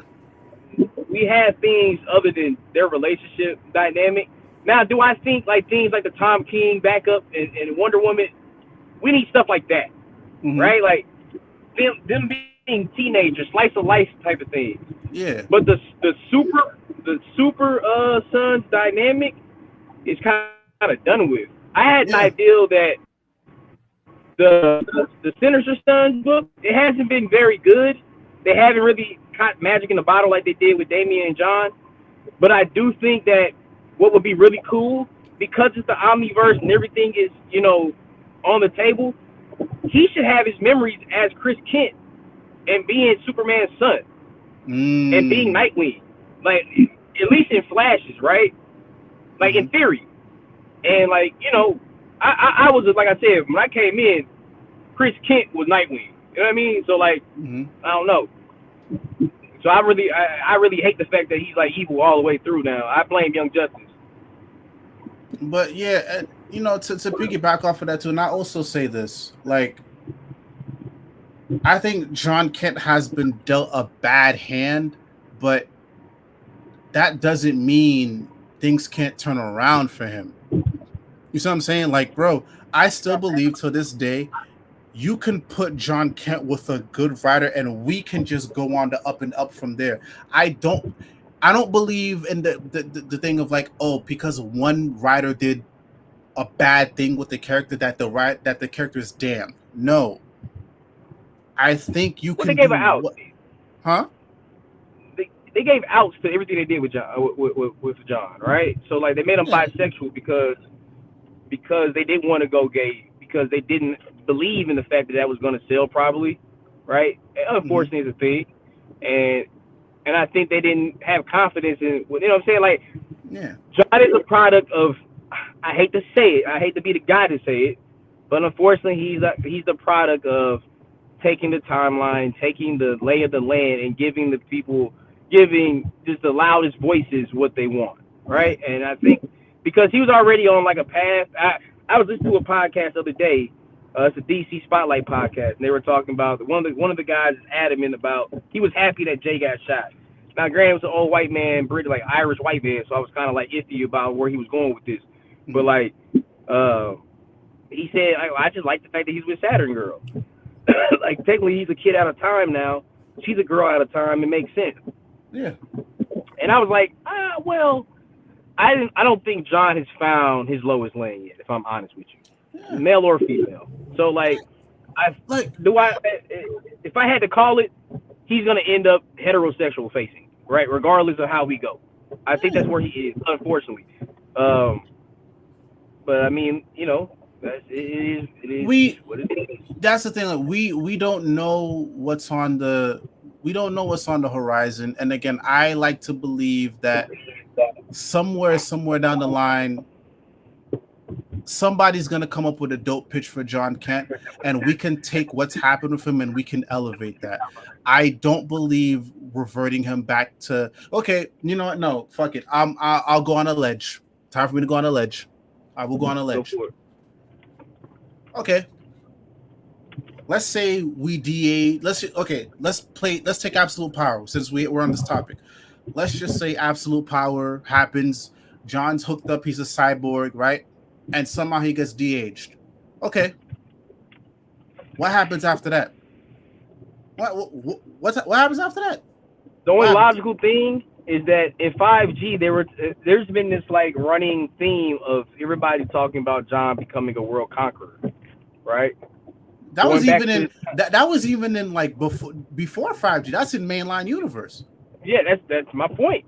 In the 5G universe, they were supposed to be leaning him becoming that, and then Damien becoming a Ra's al Ghul type character to stop it, right? And Jace Fox is stuck in the middle of it. That was the whole point. Like that was kind of like the 5G kind of like thing, right? Jace and Yara was gonna be in the middle of those two conflicts. Honestly, everybody's so worried about John. I'm like, if you got you have a prophecy hanging over his head that he's gonna become a world conqueror. There's so much story to tell there. If anything, we need to be breaking him and Damien apart even more, fracturing the relationship, right? Fracturing his relationship with his father, fracturing his relationship with the Superman family. If that's the route we're going to go with, because if we're going to go in this darker universe, right, where Ali has all the control and everything is just fucked up, and we already have and John has already proven during his 1 year when he was Superman, when Clark was gone, that he's a much more progressive Superman than Clark is. Yeah. He's going to interfere no matter what the UN says, no matter what the United States. I'm going to interfere regardless how you feel, bro. You can't stop me. Yeah. He's very much marked from Invincible when you think about it. So if he becomes more, I guess, aggressive in his tactics, not necessarily like killing and forceful like that, not that kind of heel turn, but becoming more of a global presence interfering with things. And Ali is now the guy that kind of controls things, to keep things in check. That once again puts him in direct conflict with Superman in his league, right? By proxy. Nightwing by proxy, the Titans, right? So I think John's thing is I think you got to go there. Yeah. Or maybe John does go full heel for a little bit, and that's how we get this universe where you got to pick sides or whatever we got to do. But I think you're fine. I think you got to let things. We get too far out. We get too antsy sometimes. We got to let things kind of like work itself out. To piggyback off of that, bro. I can't lie to you. I'm actually pretty confident in what Maines is about to do with John Kent in that one shot. I think if there's anybody that could write John Kent correctly and put John Kent on the right path, it's Nicole Maines. Because Nicole Maines has shown in 6 issues after getting their title stripped from a fucking ongoing that they could write a compelling fucking story. So I want to see what Nicole Maines can do. And if we are going to go into the path of, Amanda Waller doesn't win and Ali is the new head honcho of whatever, I want to see that also. Because again, older John has so much story potential, bro. Like I always said this. If John was to go away or whatever, if they want to just pull the plug on John, then you've been teasing even when he was a kid that he's gonna be this big dictator. Do it. Do it. Do it. And to continue to piggyback off of that, bro, like honestly, you can still have your Super Son stories, bro. Like we're having stories told in the Silver Age monthly in World's Finest. Just goddamn write a fucking Super Sons book. Like, and then there you go. The crowd is now dead. I don't understand why you guys are talking. All right, so it doesn't have to be current, up to date to be canon. That's the problem I have with a lot of fans when I have a problem with that, because like if I tell a Grey Wolf story that takes place 40 years from the main continuity that I'm focused on building right now, it doesn't mean it's not canon. It just means I ain't got there yet. Yeah.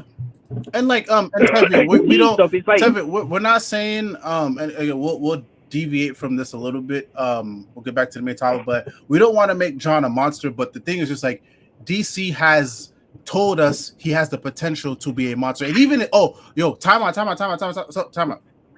Even in Suicide Squad, Dream Team, Amanda Waller visited a world where John Kent was a fucking tyrant. So DC is telling us they have the potential to do some baller crazy shit with older John.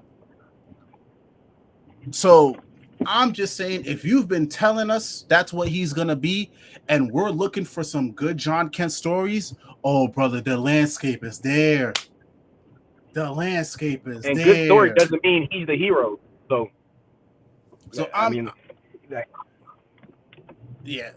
listen, I'm personally, for me, I'm just saying, like, the potential for some good John story, even as an aged up dude, is there. I want to see it. I want to see John go full tilt. I don't mind John Kent being a full-on monster. Why not? Especially if there is the possibility of us getting the legitimate 6-year-old or 10-year-old John Kent in the Ultimate Universe. Please, yes, please, yes. Give me that. And narratively, it makes sense, bro, because it would justify Ali and Amanda Waller's take. So, I'm not mad about that, bro. If that's I just need Mark Waid to land the plane, bro, because if he really thinks he's gonna shift the landscape, and he's confident, bro, like the way he's talking, and it's like he'll get the going, he'll get the spilling, and he'll be like, I probably shouldn't say that, and I'm like, God damn it, Mark Waid, just tell me. You know what I'm saying? I like when he don't tell. I like that, but I like being surprised. Nah, for sure. Okay, so I got a split second. I saw y'all made some negative comments about Blood Hunt. I had to just defend it for a second. Blood Hunt is a summer horror blockbuster gore fest. That's what it's for. It's not. It's supposed to be fun, fast, and loose.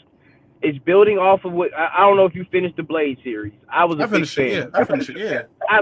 I like that series a lot for Blade.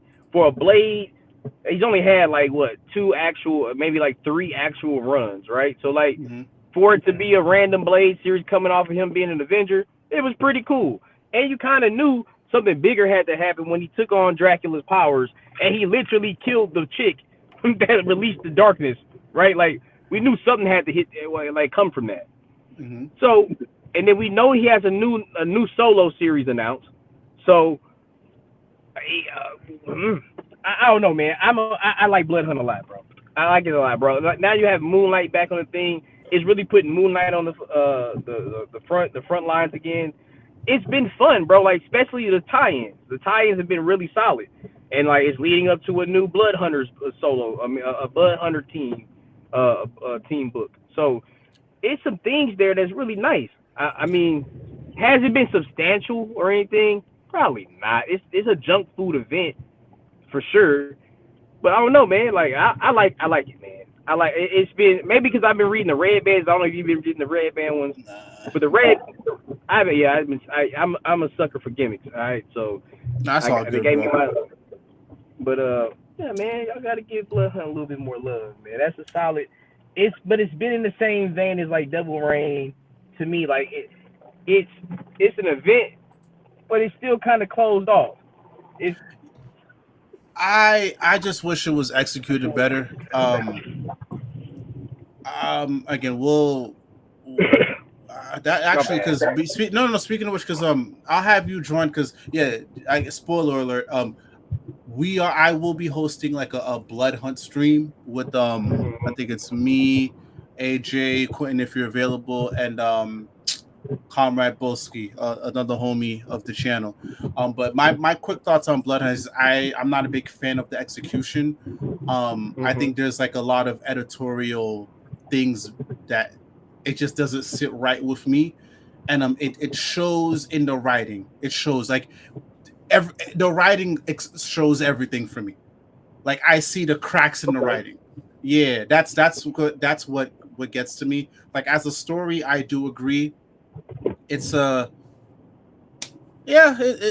it's your typical popcorn event, but for me, it's no different than the last batch of events. But the worst part is that even because I read the Blade story and everything else, the cracks show so much more. Did you read Bloodline too? The one with his daughter? Yeah. I haven't read that one yet, but I'm going to. Okay, so I think that will keep filling a lot of other things as well. Okay. So I think this is not a Blade event. It's Blade centric, but it's a Bloodline event. Yeah. So I just want to throw that out there. But I'll be on the stream depending on. This is my last weekend free from my Amazon job. Mm-hmm. But no, we're waiting until Bloodhunt is done. We're waiting until Bloodhunt is done. Oh, bet. Yeah. We're waiting. So but I'll keep it posted. We'll talk about it then. But yeah. But no, I back on the point. Yeah. So again, when it comes to this whole thing, just to close, like I think it's one of two ways, and again, I think it's good if we reunite at the midway point, because how many issues is this shit? Is just let me see. Absolute I want to say Power, 5 or 6. DC Comics checklist. Give us one second. I'm just looking it up.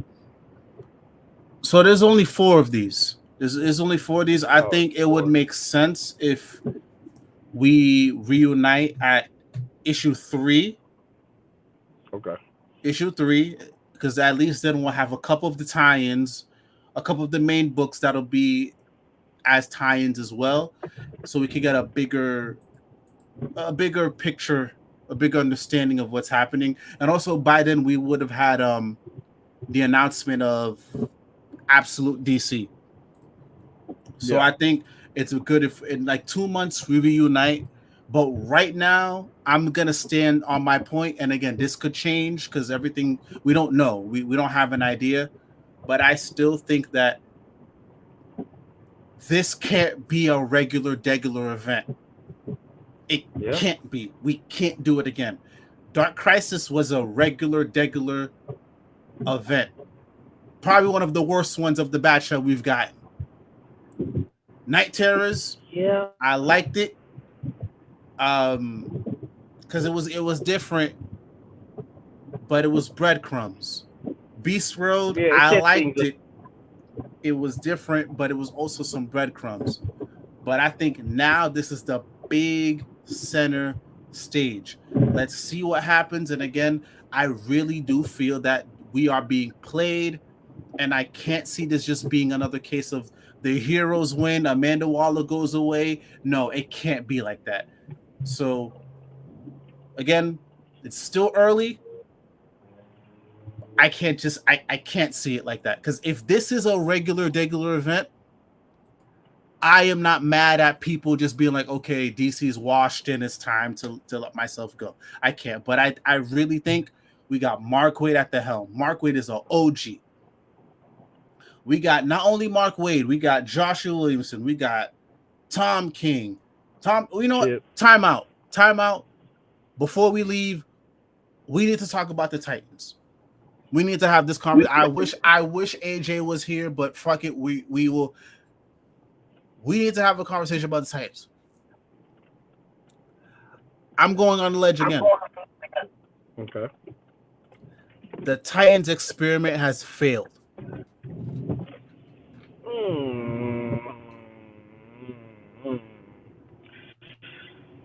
The Titans okay, I'm gonna let you cook for a second. The Titans experiment has failed. Let me tell you why I think it failed. Okay. Mm-hmm. Dark Crisis was already divisive as is. It sold, but it was divisive. Okay. Mm-hmm. Titans is the new head honcho. This is something that Titans fans have wanted. What happened with that Titans book since then? Even from issue fucking 1, that book was submitted. That book was supposed to be the replacement of the Justice League. When it doesn't know what it wants to be. Yeah, it doesn't know. When you say you are going to replace the Justice League as the premier book, that has to be the book that motherfuckers are flocking to month in and month out. I need to be seeing conversations about that book month in and month out. DC needs to be promoting that book like it's the premier book. None of that has happened. Will I say it has sold well? Yes. I see the top 200 every single month. That book is still up there, but does it have the energy of a premier book? No. Even in Beast World, bro, even in the tie-ins for Beast World, it wasn't nothing substantial. It wasn't anything substantial. And even after Beast World, I thought there was a little bit of hype. But even if they did nothing with that hype, it's just more or less of the same thing. It's literally just your regular Titans book with Amanda Waller in the background, and you just have a bigger writer on top who can put more attention on it. But in terms of just like getting people excited for the Titans book, in terms of just like getting people feeling like, oh, Titans is the main thing, no. And I think it's very telling that even in Absolute Power, there is no Titans tie-in. The entire time we are going through Absolute Power, there was no Titans tie-in, and they're just dealing with Trigon or whatever. What are we doing here? I don't think DC was really behind the Titans being the premier team. And I think Sal and Cape Joel, I think I put that video up on the timeline. DC was not behind it. I don't think anybody is behind the Titans being the premier team. I think it's time for us to let that go. And I think it's time for the Justice League to come back, which we know they will come back. And hold on, I think Quintin might have Quintin, he might have left, but let me answer some of these questions real quick. Yeah. Tavia said Tom Taylor Titans has been so boring. I've caught up with it. It's not interesting. It's interesting, but it's not enough to get me to feel like, oh, I want to pay attention. I read 2 issues back to back, and I'm just like, oh, this is cool, but it doesn't give me that. It doesn't give me that flagship feel. It doesn't give me that feel like I need to follow it. It doesn't give the readers the feel that they need to follow it. Also, it doesn't help that like they don't have no big artist on that book. There's no big arc on that book. That makes you feel like, oh, you want to follow it? No. It's dry. Okay. Can you hear me? Yeah. And then I'll answer this one more thing, then I'll let you go. Mint also said, I think it failed by design. They were essentially fed to Waller for this event. Beast World was laying them up. Yeah. And I think Beast World should have been a good point for DC to be like, okay, let's make this Titans book matter. The Titans actually showed they can handle their shit. This is when they should have been ramping things up. And they didn't. They didn't. But what do you think? So you're right in the sense that it does not feel like a flagship book. You're 1,000% right about that. But I don't. DC is known for half-stepping, right? They did it with Future State. They don't want to put 10 toes down. They'll put 5, but not 10. Titans technically is a solid book. It's solid. It's not bad. It's not bad. I just think because of the lay of the land at this moment, right? It's hard for them to. It's still so many other major things going on that involve the Justice League. If you really wanted to make the Titans the premier team, you should have had Clark off-world. Should have had Batman stuck in the multiverse. You should have had Wonder Woman actually banished somewhere fighting to get back. Right? They had to be gone. And I think with them still being there, the Amazon War happening, Brainiac's attack, right? Like all these Maryland Moon Knight, all these events are still happening everywhere. And I think they expected the steam, the kind of like the momentum from Nightwing to kind of carry over. Because Nightwing month to month, it doesn't even feel like a Batman book per se. It feels like a slice of life book. If I'm being real. At least now they're ending it. Now it feels like an actual book because the final arc is good. Yeah. Oh yeah. I like the final arc. It's good. But I don't want to say it's over. I gotta think that the Titans are the ones that get them past whatever's happening. But then again, that's counterproductive because you need the Justice League to be the primary team because they're about to introduce movies again. You know what I'm saying? Like, I know we're far away from another Wonder Woman movie, and Batman's a while from coming, and Superman comes next summer. But my point being is, they're teeing things up. That's why, like for example, Marvel, you have the original X-Men in their yellow and blue costumes, kind of prevalent, because this was the shit that we were supposed to get with the original X-Men movie, but we never did. You know what I mean? Yeah. So like they're teeing it up. So I don't want to say it's a failure yet because we haven't got to the finish line. But I think they gotta fail because they're the sidekicks at the end of the day. Yeah, agreed. And and the thing that gives me also pause is because I read Batman 150 yesterday. I read it. And Batman 150 kind of justifies the Titans possibly just like not being major players in this game. Like Cyborg is out of commission. Cyborg got hacked. Like that's because even it followed right up from absolute power number one. Like Amanda Waller's fucked up Cyborg. So you could only think she probably got something in plan for everybody else. And even then, again, like I know it's only issue 1. We still have other issues to go, but it gives me much. I have a lot of pause here, and I think to answer Aki's question, if DC cared, they should have put Tom Taylor on the book. I think putting Tom Taylor on the book was good for numbers wise and attentions wise, but because I'm gonna give Tom Taylor his credit here because I thought Beast World was good.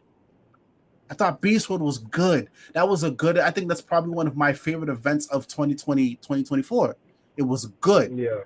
I will not say it. I get it. Tom Taylor, say what you want, but that was good. Tom Taylor showed his shit. That was like Deceased, but in the DC universe, it was good. The problem is just like when you give Tom Taylor an ongoing, he tends to fumble the bag. And I don't know. Maybe we just didn't need a Titans book, period. What if we just had the Titans be the premier team, but you didn't give them a book? Like you just have them show up in events. Or maybe just have them show up in the DC universe in other books. Kind of like Amanda Waller has been. Or they graduated and actually became the goddamn Justice League. Like that too. I go back to Cry for Justice, bro. That was a cool Justice League lineup. The Supergirl was Donna Troy leading the team. Dick was Batman. There was Starman. There was representation. It was with a lot of representation, but it was representation across that board. Like it was a good new league, and it logically made sense. Superman was on New Krypton trying to set up a republic. You know what I'm saying? Batman was lost in the multiverse. Dick Grayson had took the mantle. Wonder Woman was stuck walking the earth on an Odyssey or some shit like that, if I recall correctly, right? Green Arrow just shot Prometheus through the brain. Like, there was things that was going on that team answered competently. Supergirl was on that team. It wasn't forced. A lot of the only issue is that we've been trying to please everybody. Yeah. Right. And because and the need to please everybody, and this is where I would hope fans are learning. This is why they're not writers, right? This is why they're not the guys that get paid to do this, because you don't see the forest for the trees. You just see, hey, your favorite character's not here. Oh, this guy that I like's not here. Oh, I want this guy here. Why isn't this guy here? Because he's this in the third. But the point is, narratively, it doesn't goddamn work, or whatever the situation may be. I can pigeonhole them in there, but we're gonna walk ourselves into a corner, right? So, I think that is something that's happening now. I think everybody loved the ideas of the Titans taking over.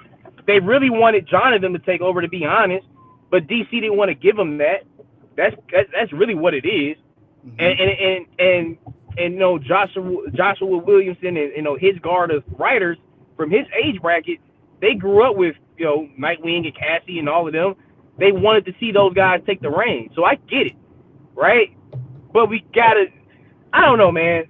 I just think because they didn't really do anything as a team. They did it, yeah. They had the Beast World event. I mean, that was great. But what other like world-ending threat did they take? Nothing. They didn't stop Brainy. They didn't stop Brainiac Queen, right? They didn't stop. They didn't come in for fail safe. They didn't come in for fail safe. You know what I'm saying? Like Nightwing's been going through his own shit. Hell, Cyborg's going through his own shit. Donna doesn't ever do anything. They don't ever. Well, I guess Donna's been helping Diana, but you know, I think the Trigon Dark Raven thing has to be a major push. I think we gotta see how that ends up, right, and how that plays in. Maybe it's a reason why they're not telling us it's tying in, just like they didn't give us like Marvel. Just like Marvel gave you a stealth Moon Knight number 0 Blood Hunt tie-in that wasn't solicited. You know what I'm saying? Like, it goes back to what you're saying. Maybe this isn't what we're seeing, right? Like, I think Nightwing's more prepared, right? Like, Nightwing's kind of been looking like, hey, man, are you fit to be that guy, right? Because if you go back to New 52, Bruce told him, hey, you're going to lead the Justice League. That's what he told him when he was Robin. I'm trading you to lead them. So I can't think. That's what I'm saying. It's hard to say Amanda's going to win because if Amanda wins, fundamentally, that disrupts Batman, Nightwing, Superman, the foundation of those characters. If Amanda wins, the heroes didn't win, and that'd technically be the second time they didn't win back to back. So. I don't know, man. I'm really stuck, bro. I really wish I had a better, more like deep answer to give, but like that's kind of where I'm at with it because I don't see who wins this battle, bro. Yeah, I don't either. Because I can see the Ali route, I can see Amanda route, but because of the loose threads out there, right? It's hard to tell. You know what I mean? Like, I gotta think something happens with the lanterns, right? Like we had 3 more issues of this story, right? Yeah. So who knows? Yeah, we know there's a lot of heroes we haven't seen yet, and you know, for all we know, especially when it comes to the Titans, like maybe at the end of this is when the Titans are roped in. You know, who knows? So we'll see. And again, like I said before, John and Nightwing are supposedly the main 2 like head honchos of this book. So we'll see. And Tepe also asked,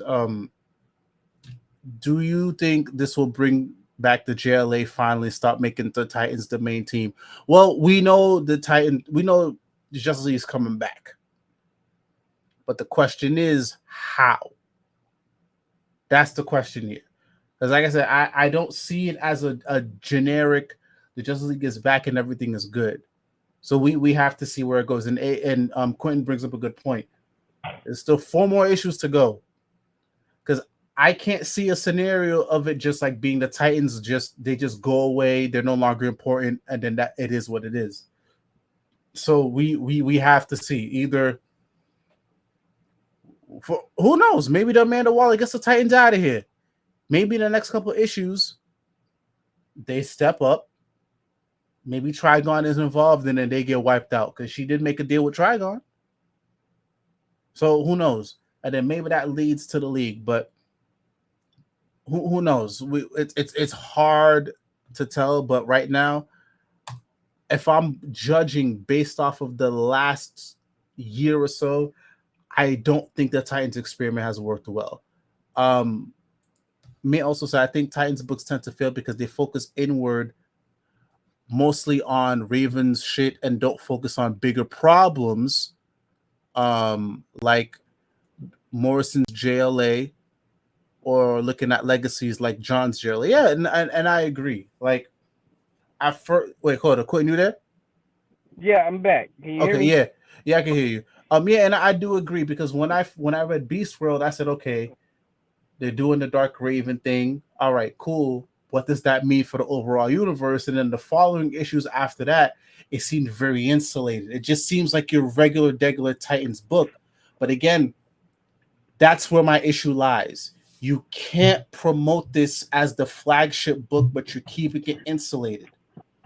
You can't do that because that's mixed messaging. You can't get people involved or you can't get people excited for that because you're keeping it very insulated. You can still have your Titan stuff that's happening, but if that's the case, the Titans needs to be a big presence in the DC universe. That's how you get people to care. You know what I'm saying? So who knows? It's still early. We don't know, but right now, if I'm judging based off of when this book started up until now, I'm not confident in it. I'm not confident in it. I'm not. Hey, I got a question. All right, if you recall Heroes in Crisis, did any of the Titans have an entry in there I would assume outside of so. Roy?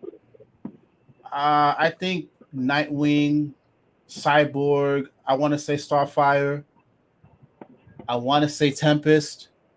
I want to say almost all of them did. Okay, never mind then. Yeah. So I'm about to say it might be a turning factor in them possibly winning. Yeah, because again, because I would assume Amanda Waller has files on everybody. So I mean, it's a tough one, man. It's a tough one to call. It's a very, very tough one to call. So and it's not a 12-issue miniseries, so yeah, it being 4 issues is kind of super hard. It's gonna be fast paced. Mm-hmm. That tells me this is gonna feed us. It really feeds. It's really like I said. It goes back. It has a Trinity War vibe. Mm-hmm. It feels like a Fate. It feels like a Fate attack. So that's sweet for something bigger. So we'll see, man. But overall, I like the fact that I feel uncomfortable. I like the fact that we don't know what's gonna happen. And I said this in the last time we spoke. I like the fact that this is very small scale. Yes, this seems very big, but it's also very small scale. I like that right off the bat. All of us said, "Hey, that microverse shit, dud. It's dead. That multiverse shit is dead." Even though we know Barry Allen's gonna be the multiverse character, I like it. It's very grounded. I like that. We needed a grounded DC event, and the past couple of them have been grounded. But with that said, I'm uncomfortable because this can go either way. Thanks. It can go either way. But I know it's getting late. It's 10:33. I just got the call that I gotta be in this goddamn office at 11 a.m. But that doesn't mean I'm gonna stop, drinking and do whatever because it's fucking Thursday. But brother, it was so dope having you here, man. Thank you for making it, bro. Always a pleasure, man. Always a pleasure, yo. Yeah, and we got one more comment here. Oh shit, Blackwing is in the building. What's going on, man? What's going on? What's going on, brother? Thank you for popping through, even though we about to end. It's getting late. We got responsibilities to handle. But yeah, Quinn, bro, I'm gonna give you a chance to go ahead and plug yourself, man. Go ahead, brother. Oh man, some updates going on. We're about six issues. I mean, like six or 7 pages away from sending issue 2 to be colored and lettered. Of Event Horizon. If you guys didn't know, I have a mini series kicking off my universe of New Era comics called Event Horizon. Issue 1's been done for a while, but I'm trying to save it from being. I would sell it, but I'm trying to hold off to use it for the Kickstarter. So outside of that, we have the Vexaverse. Like it's a collaboration of some other indie artists and indie creators from Instagram. Mm-hmm. I have that coming. Working on manga as well. That's kind of where my focus has been. Unfortunately, I kind of been in a manga, like an anime, like a rabbit hole of recent. So it's gonna be like a sports shonen sort of thing, adventure. I say 1 part Naruto, 1 part One Piece, 1 part whatever basketball anime they've had. So that's kind of what I got going right now. But besides that, man, just chilling, working And yeah, let me know when you get.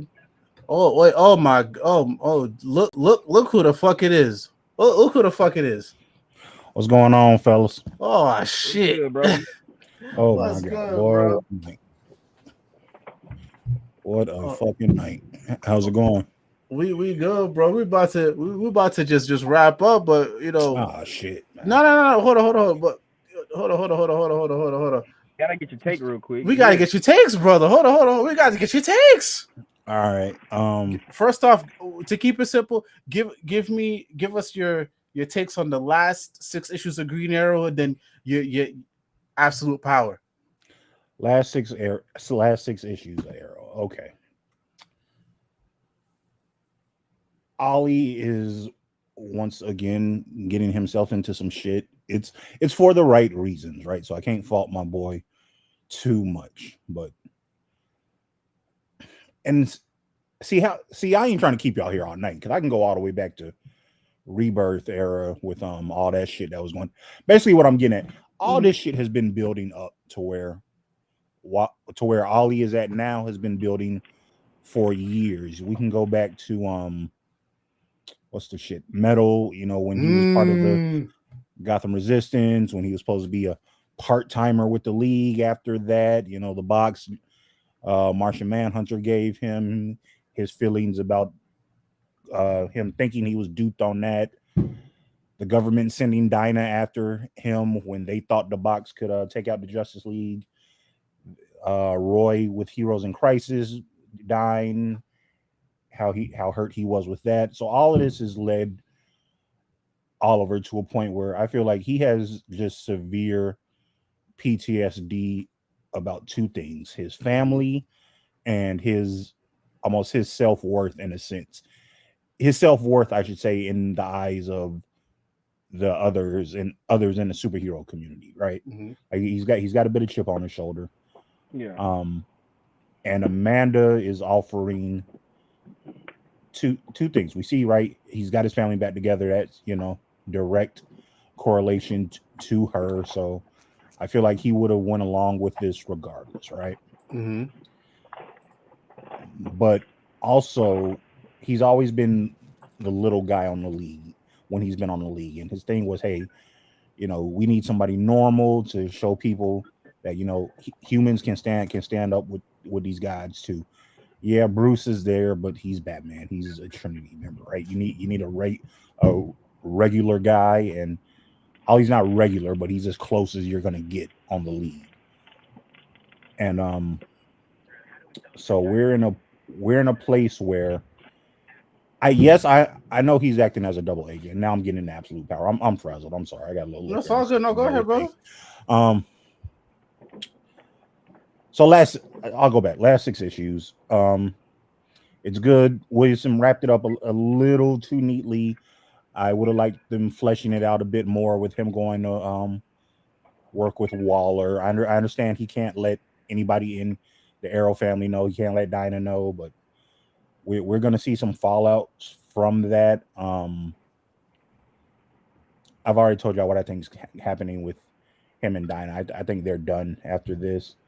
I'm trying to get my thoughts together. No, it's all good. It's all good. Yeah, nah. But Williamson is, I mean, he did what he needed to do. He did what a lot of us have wanted for years, right? Ollie, he's got his family back. He's has a moment of happiness. So I enjoy that. I like that. It's a bit of a bummer that it's going to get broken up so soon. But, you know, that's where I am on the last 6 issues. I don't know if you ready to roll in absolute power or not. Go ahead, brother. Get Go ahead. Out of here. No. Yes. Brother, go ahead. Yeah. Now we all know. Yes, Oliver is gonna end up being he's a double agent. We know this, right? I might not be so sure about Bruce knowing about this after the first issue. We'll see. But I think he's gonna have to go back to being a bit of a loner after absolute power.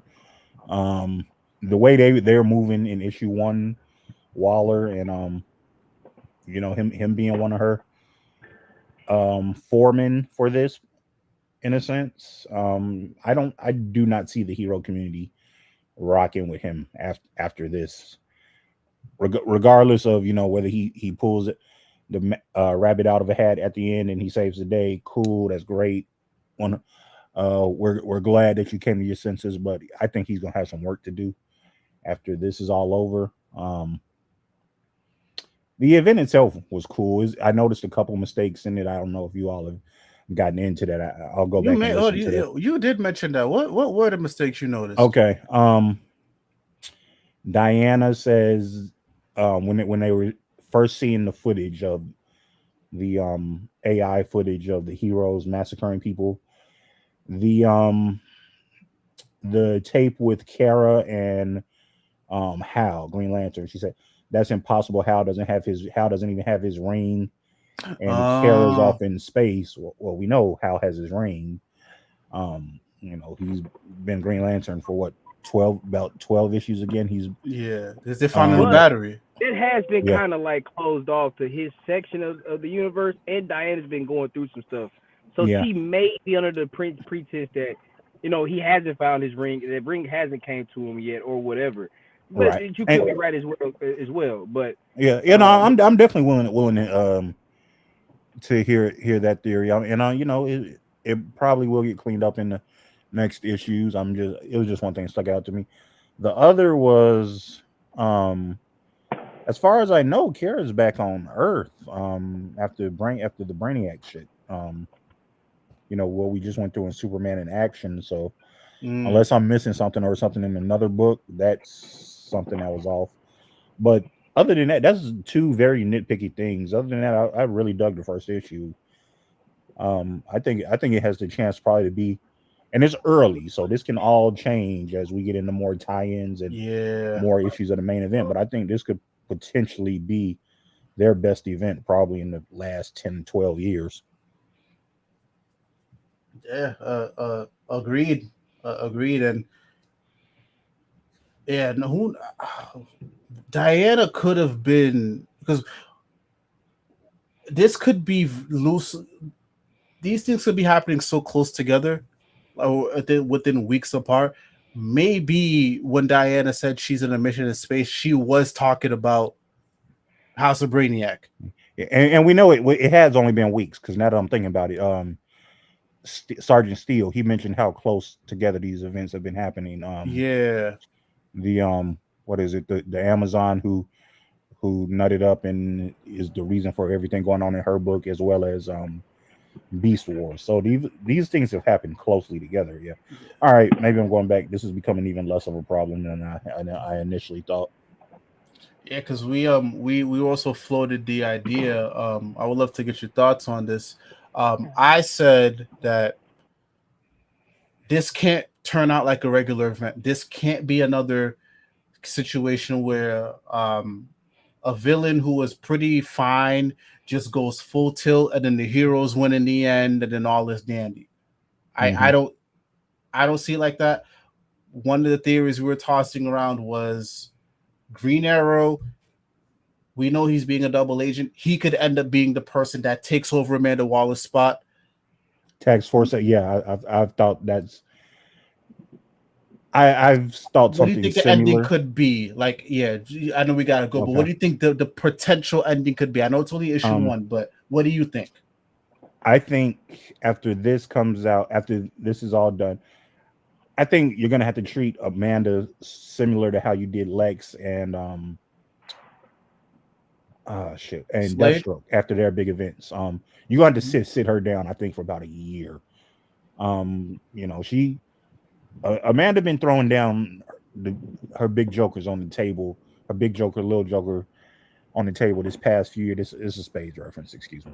Over the past year through Beast Wars, now here with Absolute Power, we see it a bit in the end of Dark Crisis. It's something else I'm forgetting, but basically, it's a bit out of character for her, but I'm not focusing on that so much. She's ramping up her assaults on the superhero community, and really it's affecting the world at large. We see she's making deals on a galactic scale. I think you're gonna have to sit her down for a bit. And so yes, that opens up a vacuum in leadership when you get to talk about Task Force 7. What's the new agency? She said the Bureau of something. I'm sorry, what was that? The Bureau of Sovereignty. Oh, yeah. There we go. Yes.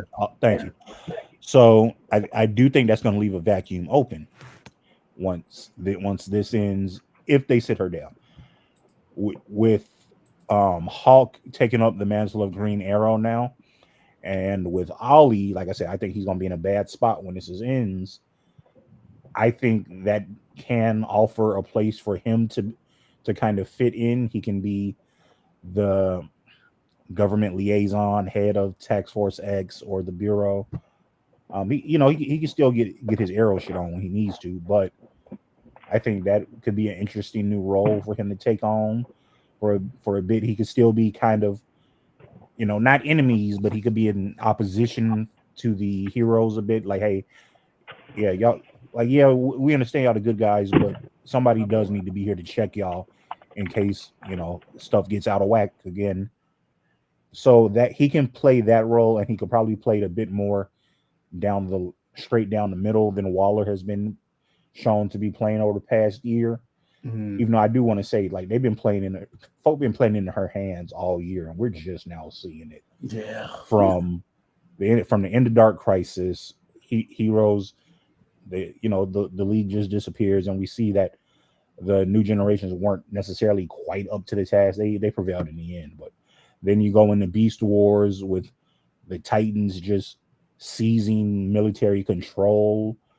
Like that's enough to raise alarm bells for anybody. So even though she's been losing, it's she's still won at the end of the day.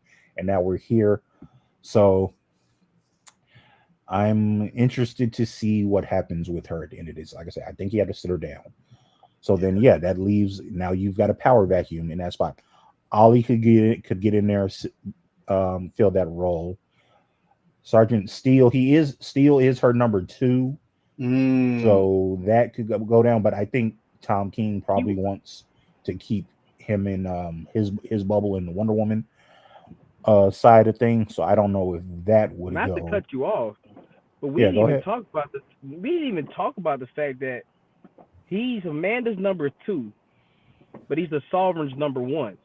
Oh. Yeah. Oh shit. Okay. Oh shit. I didn't even think about that. You said that. So that could be a big factor. Nah, absolutely. Especially like I know King said the first salvo of that arc with the Sovereign is coming to an end. So I don't know what he's gonna do with him next. I'm thinking now. I'm just really thinking, what if he steps in more? Like he would still be the power behind the scenes. He's the throne. He rules from behind. But what if he just basically takes? He's not the lead, but he starts directing all of the Task Force X, the Bureau of Sovereignty, and then he places a figurehead in there like a Sarge, or it's an outside shot. I don't think Peacemaker would be put in charge. Maybe field lead or something. Maybe I don't think it'll affect things too much. You don't? Okay. I don't, because I feel like even from the jump, it's always been the Sovereign, and Steele is kind of just like the guy that's just like executing commands. So whatever happens with Waller, I think Steele, whatever happens with Waller, I think the Sovereign will still do what the Sovereign does, because I feel like he has more than enough juice, more than enough, people behind him, or people he can call to handle things. I think whether or not Steele is at play, it's fine, because even then, like, he's been barely mentioned in the Wonder Woman book. Like, we know in the Wonder Woman book, like, I think the Wonder Girls captured him, but then that's about it. But I think they left him loose on purpose, just in case if anything happens with Waller, it doesn't affect the playing field too much. Okay. Yeah. And Tevye said, so basically this event will be nothing. I don't think it will mean nothing. I think people were just placed in strategic roles, because Steel was here in the beginning, yes, but he's also with Amanda Waller. But whether Steel or not, whether Steel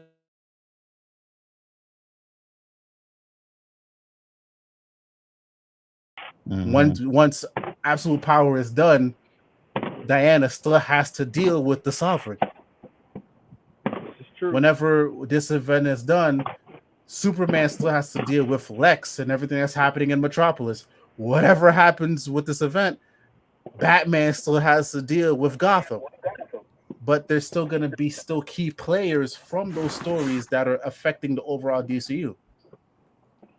That's my rationale. Yeah. That's my rationale. But yeah, so yeah, because we were tossing on a bunch of ideas when we were done. Like I said, I think this may lead to a similarity to Dark Reign at DC. You know, whether it's Green Arrow or Amanda Waller, somebody will be the head of task force, whatever. And you know, we'll see where it goes from there. And you know, we tossed around the whole 5G thing as well. So they could go down this dark path. And then who knows, maybe there is a reset point at the end if things goes to shit. But also Absolute DC is right around the corner too. Oh yeah. So yeah. Let me ask y'all, did y'all get into about how some of these folks are getting their powers stripped away? Because with metas it makes sense. Magicians, all right, that makes a little more sense. But when you start looking at people like Spectre or the Shazam and Mary Marvel, right? Because if Spectre's involved, that's the hand of the presence. Exactly. God. So I'm like, so what can this be that she has that's able to do that? Well, she has a Doomsday device. Remember that. Remember the free comic book day issue. That's still we still have not put that in play. Yeah. Because that I saw that and I'm like, all right, wait a minute, hold on. Like I know we said it would be weird for, you know, her being able to take Lantern's ability, but it's like, all right, whatever. But you start talking about, which is essentially the vengeance of God, and then hell, even Captain Marvel, or Shazam and Mary Marvel, they didn't revert back to their, you know, kid forms, but they seem pretty depowered. You know, again, Diana, she's not a meta, but so, you know, the Lanterns make sense because of the deal with the United Planets. And he already had powers. I mean, he had dampeners to dampen their rings as of like Green Lantern, like issue 10 and 11, I think, right? So that in the play, Amazo already takes their power. That's already canon, right? So yeah, it's juiced up Amazos with John Starr helping and Failsafe, right? And I mean, she like we had touched on it earlier. Like she's been present in most of the books that's making major moves in the DC universe, right? Like she's made a play. Like she made a deal with Trigon, United Planets. So who says she doesn't have a deal with some kind of dark magician? You know what I'm saying?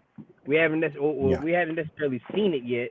And and you gotta think about it. People like Ra's al Ghul are off, like people who kept things in check. Like we say what we want about Ra's, but Ra's is one of those people now too, though. Exactly, and he's somebody who kept things in. He was a necessary evil in a lot of different ways.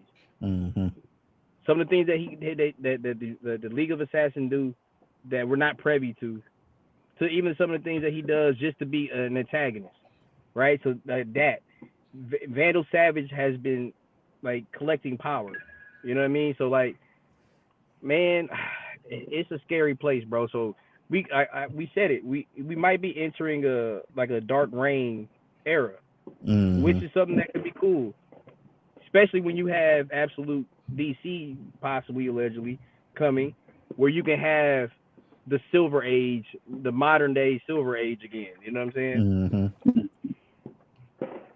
Yeah. Comic-Con is going to be interesting in a few weeks. I think we'll get a lot clearer picture of maybe not necessarily what is happening here in this event, but the plan going forward. I think we'll get a pretty good idea of what's to come.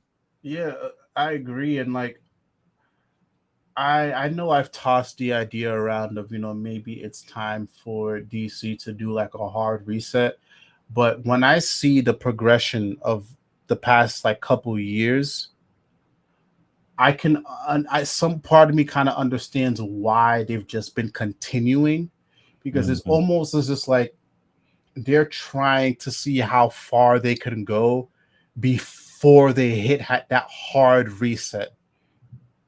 That's how I see it. And then, but in the case, if they're still pushing it, that's why they have the absolute stuff that's happening on the side. But because for me, I feel like I feel like death metal should have been the hard reset. You put everything on the board, everything matters. Okay, you start from zero. These motherfuckers didn't start from zero. They just kept going. So that's why I'm just like, all right, so you doubling down, you tripling down, because I can't see where you go from here. I don't know where you go from here. All we see is dark rain. You know what I'm saying? Right. No, I do think a reset. I don't think it's close, but I think the idea has probably been floated, and we can see it maybe within the next 10 years or so. I just don't know if they want to go back to that bullet again. So I mean, it's kind of become a meme with DC at this point. Reset everything. After, because the last one where they just really took stuff back to zero. I liked it. A lot of people liked it. It brought in a lot of new folks or lapsed readers, but the biggest one that comes, New 52, and as much as it did good, I don't think it was a net positive in the overall landscape of DC over the course of the company. It gave them a shot in the arm for like a year and a half that they desperately needed. The industry as a whole needed at that time. I just don't know if they're hungry to go back to that well yet. Because I think if they were to do it, I would assume they got things in place right now. So when they do it, it's more of a concise plan. Because from what I read, because I wasn't there for the New 52, but from the consensus that I got, just like the New 52 was something that was half baked.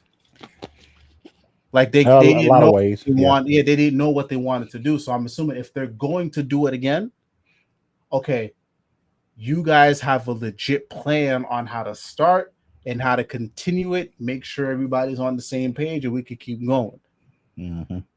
So that's my whole thing. I know that Tevye said, and then we can end here because I know it's getting late. But he said, a question: which heroes do you think will lose their powers permanently, and which will keep them? I'm gonna say the Lanterns are fine because I don't think Amanda Waller or the other brother from that Green Lantern book knows about the other power. Was it the power batteries? I don't think they know. So I think the Lanterns are fine. We could be wrong, but the other power battery just got introduced in the last 2 to 3 months. There's no way they know about that. Amanda Waller, as far as I'm concerned, she just knows of one, and that's been taken out the playing field. But now we have this other one, so I think they're fine. Shazam, I don't know with the magic users. Amanda made it so that they don't know what the fuck they're doing anymore. So I think they may be fucked. Superman, how many times has Superman lost his powers? I'll say this: they're not touching the Trinity themselves. Now, you might have some characters from the families lose their abilities. I don't think put it this way, I don't think anybody major is gonna be permanently depowered coming out of this. Now, I'd love to be wrong because I think you get a lot of storytelling opportunities about that could happen with that, especially if they still try to continue being a hero. But like, I don't think you have it happen with Superman. I don't think you have it happen with Wonder Woman. But I could easily see it, especially with John, whatever's going on with him, like whether that's a brain. I could see whether they're doing a Brainiac thing with him or a Mazotech, whatever that could be. I could see it with him going down. One of the Wonder Girls potentially, or another Amazon. So families, yes. Main heroes, I don't think so. I think it has to hit main hero. I think it has to hit maybe a couple main heroes because that's how it sticks. If it just hits like the side heroes, like the side family characters, I think it'll just be one of those things where DC is just like, oh, you're just not committing because it's like 9 out of 10 chances are those heroes like those side heroes going to get a book. I think it'll be more substantial, even if it's for a little bit. If it's one of the main heroes that gets depowered. Because again, there's lots of storytelling stuff that can happen there. You already guarantee that they're gonna have a book, so you can kind of follow that storyline. Versus if it's just like a regular hero, excuse me, a B or C list hero, you don't have to commit to them. You know, right? I what guess if it's House of M situation? My fault. No. Go ahead. what do you mean? Like, okay, so we already kind of know that the magical characters can't remember how to cast magic anymore, right? Mm-hmm. Well, if they attempt to try it, they'll forget, right? So obviously, some people are never going to try, cause in case of like, John Constantine might not lose, the ability, but for the most part, what if you depower like 95% of the magical population of DC universe? What if that's the lasting part of it? Right, like we've already had some issues with the Shazam family going back to like that Olympus event, right? Mm-hmm. That could be the power play right there, taking off all the magical characters. So, yeah, again, that goes back to my point of like, let's keep it a fast stack. Has DC really paid attention to the magic heroes as the last couple of years? What was it? It was some event that was just happening with them where powers were on magic. Lazarus Planet, Lazarus something Planet. of the Okay, gods. Yeah. Okay. Outside of that, no, I really don't think so.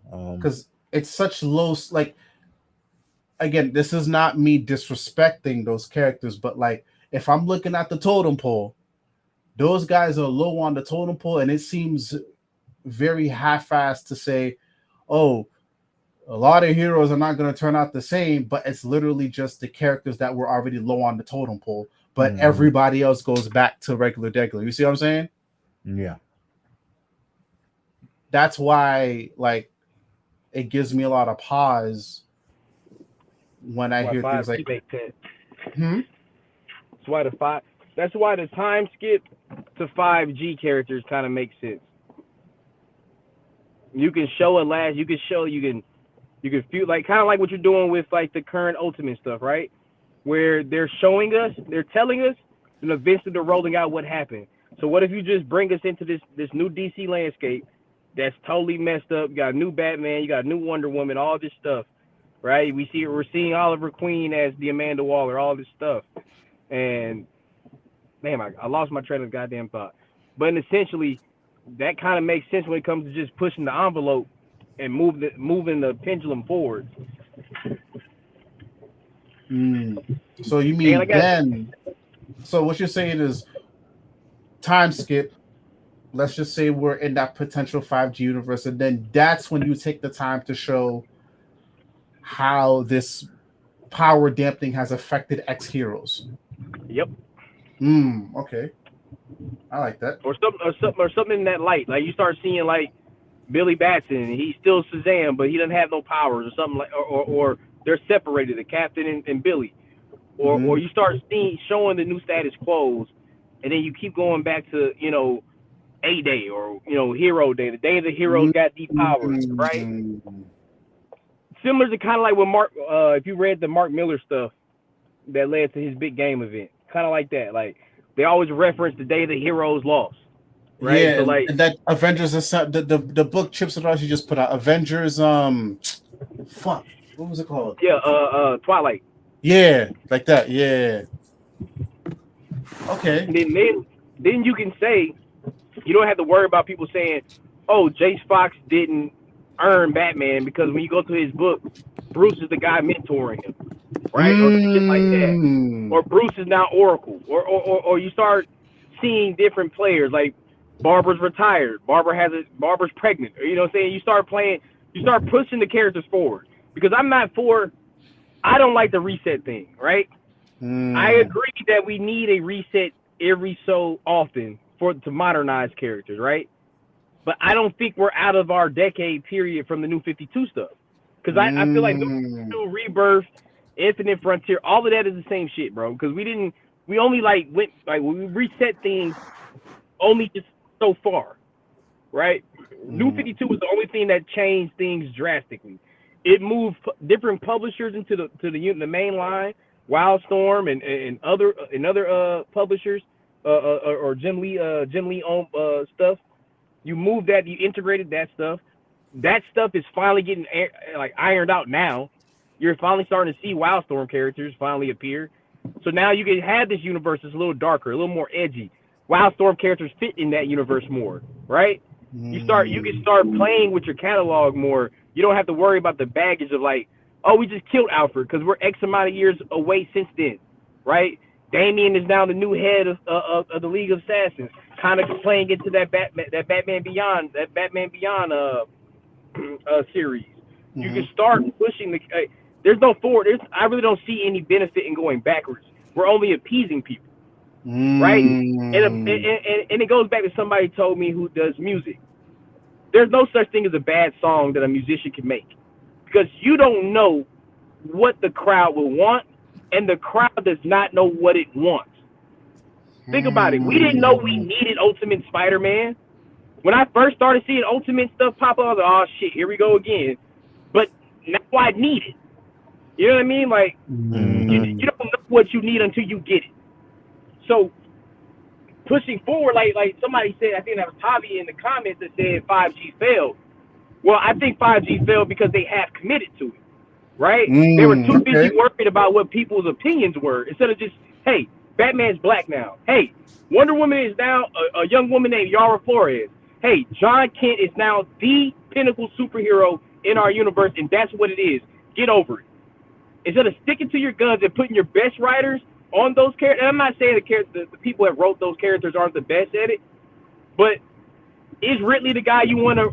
Is Ridley the guy? I get why you want him to write it, but you probably want somebody more seasoned to take over that title, and maybe him as like a co-write. You know what I'm saying? Something similar to like Ram V and who was that on the Venom book? Ram V and Ali Ring. Yeah, there you go. Like they co-wrote that. You know what I'm saying? Like on some of these characters, it doesn't have to be one individual's like vision. If that makes sense. If somebody has a great story, but they don't have what's the word? The cultural significance or cultural background? The cultural connection, right? Yeah. Then you have that person as an understudy with that person. Y'all write the story together, so you as the main writer don't walk yourself into like, you know, pandering or doing stuff that seems disingenuous, right? And you have this person that can like learn from you on top of that and be like, hey, that dig where you should zag. And that's how you should do that. But the only way we can do that is if we take that shit off the board and not half step. Like Ultimate Universe is going for it. They're not worried about nothing. They're going for it. So and not saying that the ultimate line won't do that, but the main line needs to take swings like that. I was reading the old Wonder Woman Battle of the Gods event, and I was like, damn, they did some wild. Like it wasn't like over the top wild, but it was like I saw people die. You know what I'm saying? Like it seemed permanent. You know what I'm saying? Like so you have to keep moving forward. It's really no point going backwards because all you're doing is rethreading events. Like you're gonna do another Doomsday event. You're gonna do another Batman Year One. Like there's no point in doing that. Only thing you can do is maybe back the era you're up in and say, well, we're telling stories in Year 2 era or the Year 5 era, right? Or you know that kind of thing. But even then, that's gonna get messy. So the only thing you can do is throw the ball down court and just go for what you get. Go for what you know. And you never know. And you know, maybe to backtrack of what I said, hey, there's a lot of shit even in the past couple of years it ended up sticking. I didn't think it would stick, but it stuck. There was some hits. There was some hits. So I like that. I like it. So what you're saying is just like, you know, if we're gonna double down, fuck it, double down, but at least commit to it, and at least if you're gonna double down, put some good creatives on it. Make the connections to these new heroes matter. Mm-hmm. Make heroes like Blue Beetle and Nightwing, the old guard, or whoever's gonna still have their powers, or whatever the setup is. But I think that's the thing that was missing when they rolled out Future State. It felt hollow. Yeah. I'll even say that's what it felt like when they put Titans as the main team. It felt hollow. Yeah. Yeah. So it felt like here, nigga, damn. That kind of felt like that. Exactly. That's true though. No, I agree. I agree. So damn, that actually gets me a little bit more excited for what could happen. Because again, if you got some good creatives and you got people who are willing to like stand 10 toes down and commit, who knows? Maybe a future with Ollie potentially as the head of the Suicide Squad or Task Force or whatever. Maybe it won't be so bad. If Amanda Waller does win, maybe that won't be so bad. If the Justice League comes back and it's something different, maybe it won't be so bad. You see what I'm saying? If it's the Core 7, maybe it won't be some generic shit. I like it. I'm not mad at it. Damn, that actually changed my point of view a lot more now. Holy shit. Only because you got. So when we talk about this, what plays in my mind often? The the promo image, where it had the Future State characters along with the main cast of 7, the founding 7. And then when they added to it, it was Shazam and it was Black Bolt. You know what I'm saying? It was those characters, or whatever the Black Adam is, whatever his name is. Oh, Bolt. Bolt. Yeah, Bolt. There we go. Bolt. There we go. My fault. I guess that was a joke. They were calling him Black Bolt on there. I guess that was a joke on the time. Yeah. No fucking priest. But yeah, man. So like that image, they played that image up in that timeline. The timeline with the course of books being introduced or events, right? Mm-hmm. So we're at absolute power now. There was 3 more little timeline slots. So what are those 3 timeline slots after absolute power? We didn't know absolute power was a thing. Hold on, let me pull up the Dawn of DC teaser. Dawn of DC teaser. Well, I know it wasn't on the original teaser, but didn't they go back and add it like when they first started announcing absolute power? Didn't they add it to it? Yeah. So hold on, let me look right. I could be bugging. This is the updated one. Okay. Hello.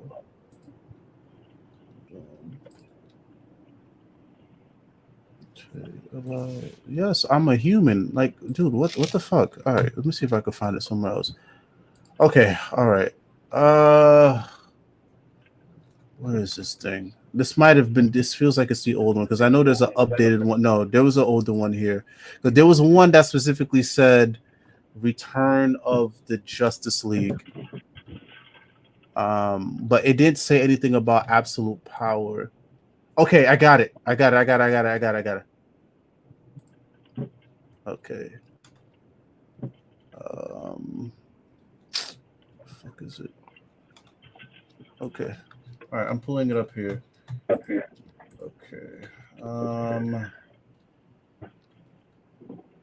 So I think this was the one of the ones that was Gotham War. And then there was one here that showed the return. Okay, boom. Y'all see it? Yeah, I got you. Y'all see it? Okay. So there was no absolute power here. I obviously we can see the House of Brainiac stuff, but yeah, we still don't know. We just know the Return of the Justice League is happening at some point. We don't know if it's because it's only July. That forging the future, one hero at a time. Wasn't that the tagline with some of the new heroes in that image? I can't remember. It's been a while. I think that was always the tagline, even from the jump. Okay, I'm wrong. Yeah. Then. So that's the only thing we know of right now, because Beast World wasn't on. Because Was there there was a I feel like there was an updated one on top of that too. Dawn of DC teaser. Yeah, because I'm looking at this one. It doesn't have Gotham War either on this one. Oh, hold on, time out. I found. Okay.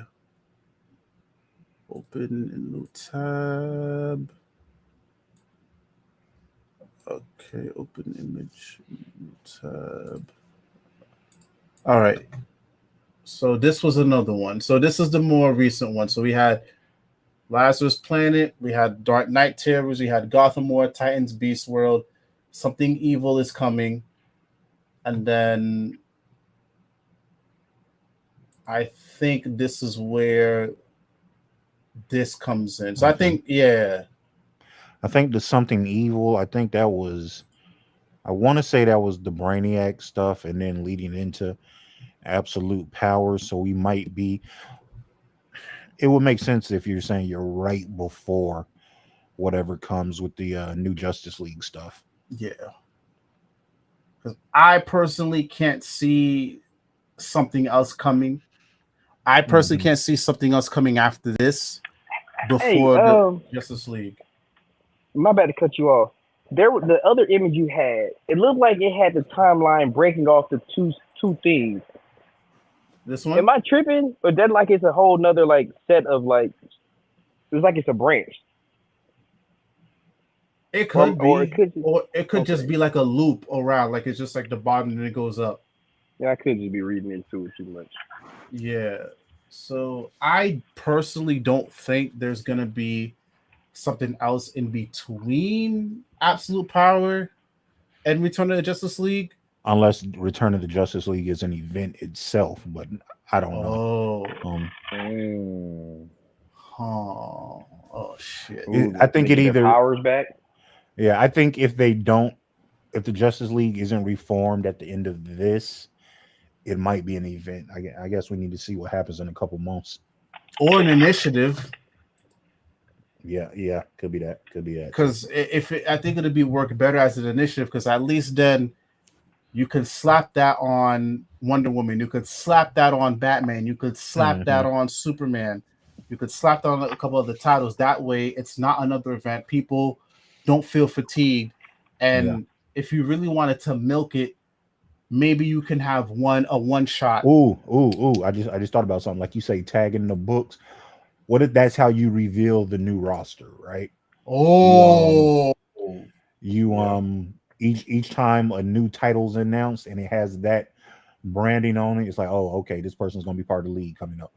And it's another way to differentiate, like, hey, we're not doing just the original 7 or the swap outs from the cartoon. Like, hey, like, because I still say I think you got to do a roster bigger than 7.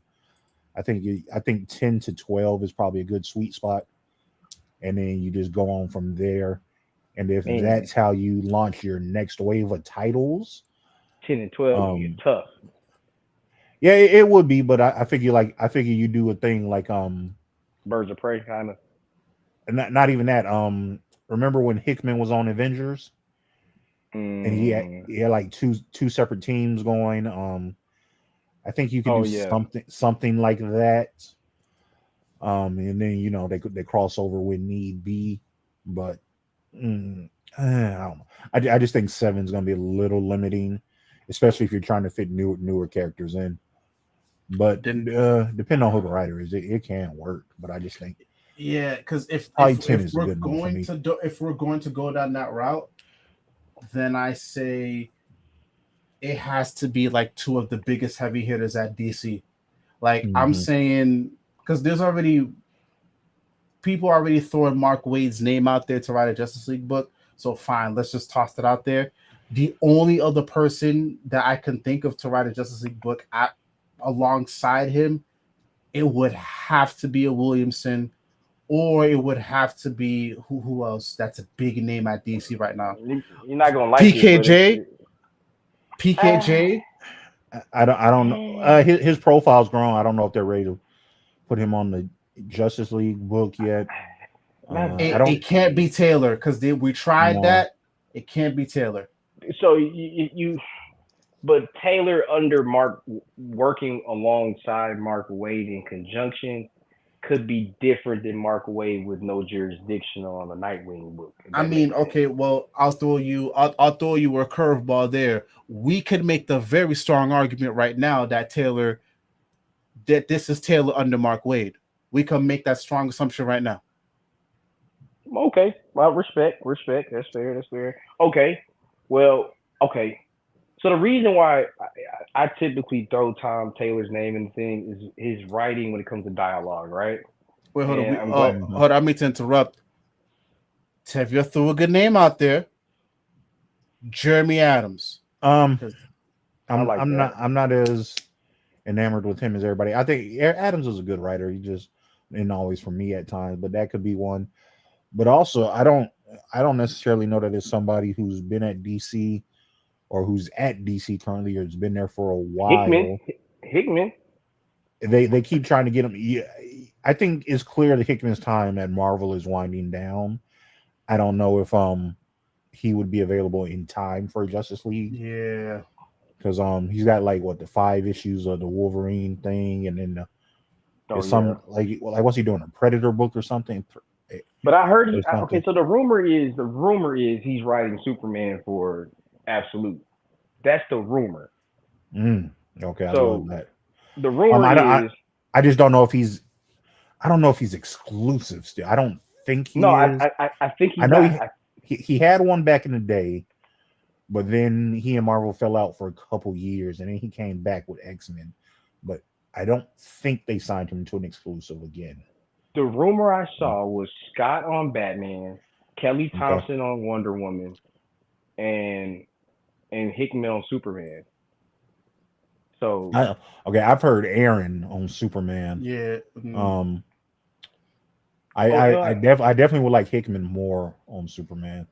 I mean, Aaron's Bizarro, his 3-issue story, it wasn't horrible. It was a 3-issue story. He was just it needed more space. It needed more space. Yeah, it was just a placeholder. When has he ever told a story in three issues? Or I didn't even read it. I didn't even buy the issues. To be honest, it wasn't worth it. It wasn't worth it for somebody who, like I say, bringing the names. And I hated his Avengers run. I could see them tapping Aaron to be one of the writers with Justice League. I think he would have more editorial control here than what he did at Marvel, because at Marvel, once you get to be kind of one of the big dogs, they kind of every so often they'll step in and stop you. Yeah, it just got off the rails. It wasn't bad. He just lost his plot. After he got to the multiversal Avenger thing, I was like, well, what the fuck are we doing?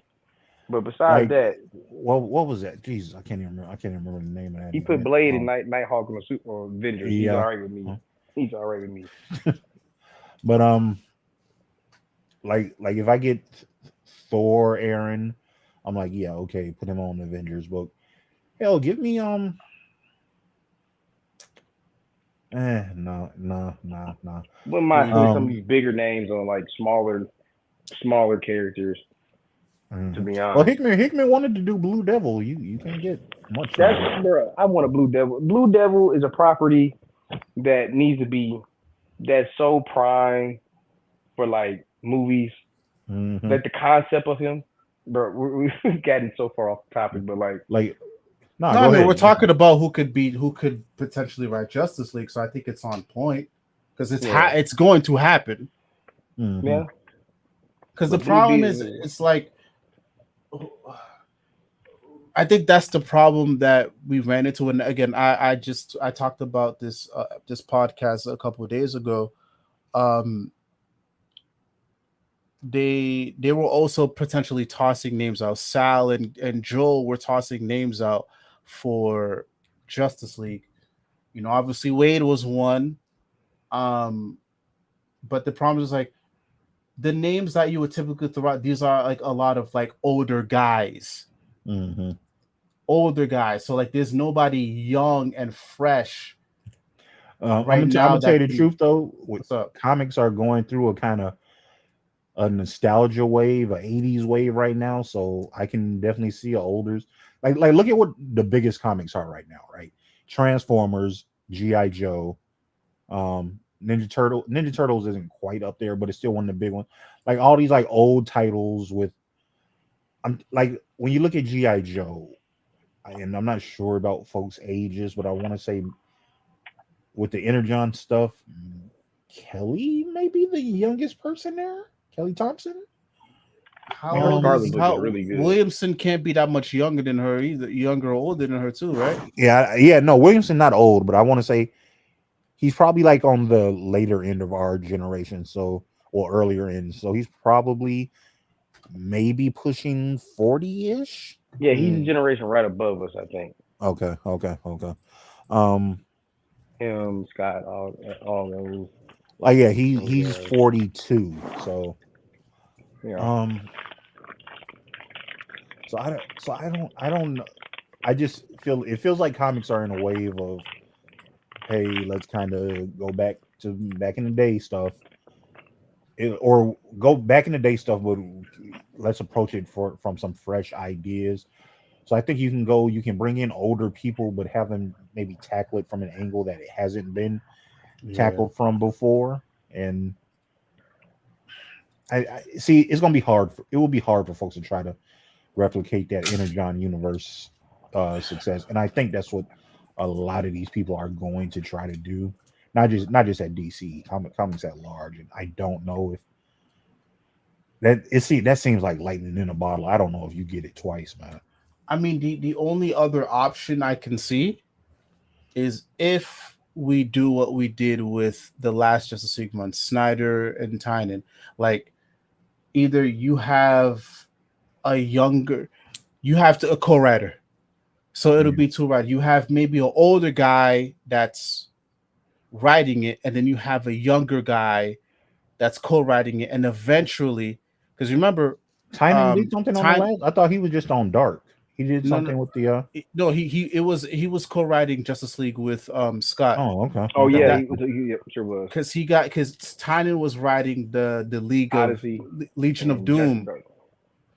Snyder was writing the Legion of Doom issues, and then Snyder was the one that was handling the main Justice League stuff, but Tynan also had Justice League Dark, and then he was co-writing with Ram V, but eventually he left and Ram V took it over. So I think we can have something like that, because that's the problem we're running into right now. We're tossing the piggyback off something you just said. Damn it! Oh, with the Energon universe, the reason why that's working is because all of those writers have been working on that secretly with Hasbro and Skybound for almost half a decade. That long? Shit. I knew they were talking about the deal to purchase them a long time. I didn't know. Jesus. Okay. But I don't know. I've listened to a few podcasts and they go on these like tours, so they say a bunch of the same things all over and over again. But nah, they said that Joshua Williamson and Robert Kirkman, them two in particular, have been having this conversation not only about the purchase of it, but what would they were already planning the stories and what they would do, because it was a pitch. They had like 100-page doc to pitch to Hasbro. So the plans they already had, the ideals to merge G.I. Joe, all this, this is everything. So this is like almost 7 years of planning and reaching out to other friends of theirs, like, hey, want to be part of this? You know what I'm saying? We might not get it, but if we do, you know what I mean? That kind of thing. That's kind of the vibe I got from the interviews. So that's why that has been seeming so. It's been short and to the point. Hey, 5 issues here, 4 issues. Hey, just gonna be ongoing, because like the Scarlet book, bro, is good. Bruh, yes, dog. I thought the Duke book. I thought the Duke one was gonna be the best one of the G.I. Joe stuff we've gotten so far. It was good. And Kelly just keeps climbing on my list. I've been really impressed with Scarlet. Oh, hell yeah. It's a good series, bro. But I think you have people who are passionate about the characters, who love the IP. It's so funny story.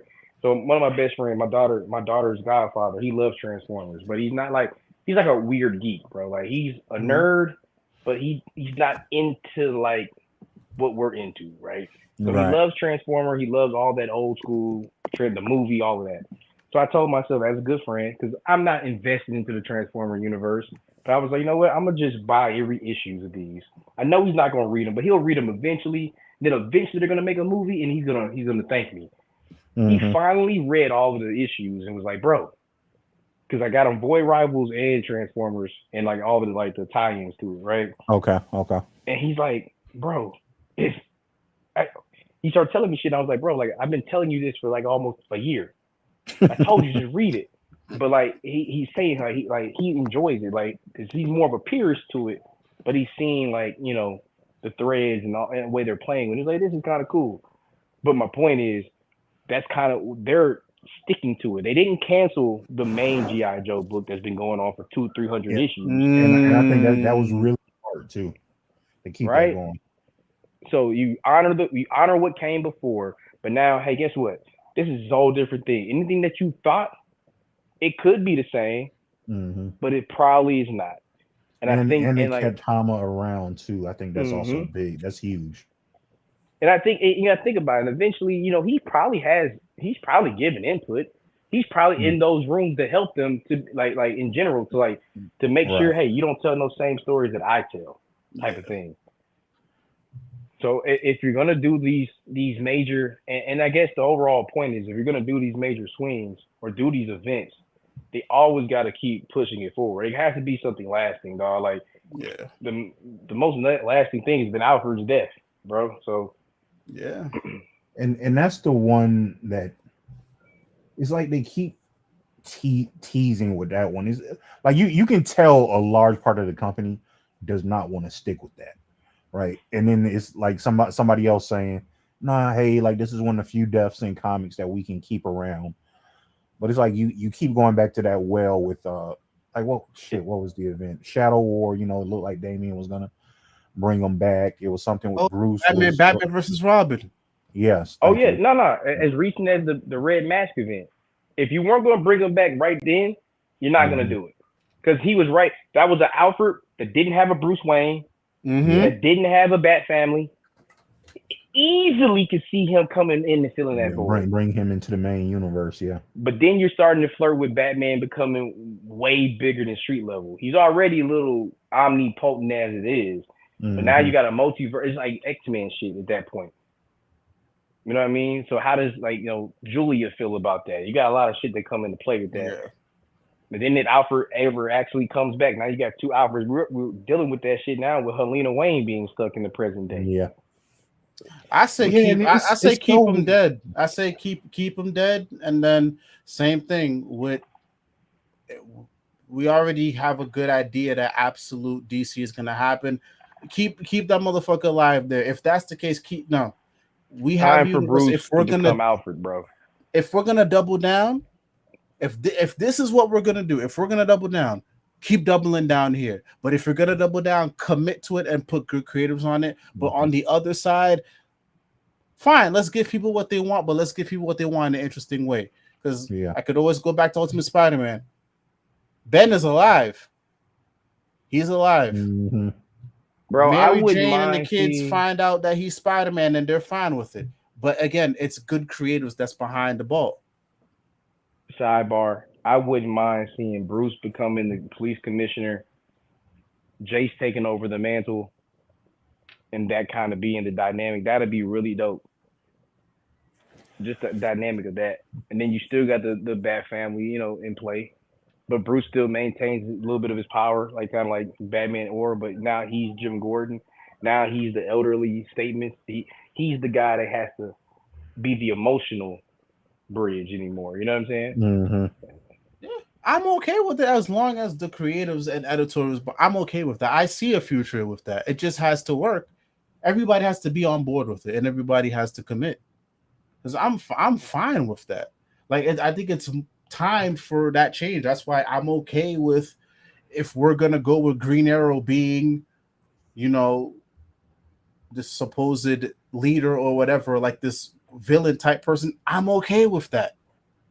If we're gonna go with the route of heroes not being powered at the end of this event, I'm okay with that. It's just a matter of, okay, can you commit? And if you're gonna commit, Who are you going to put on it to commit?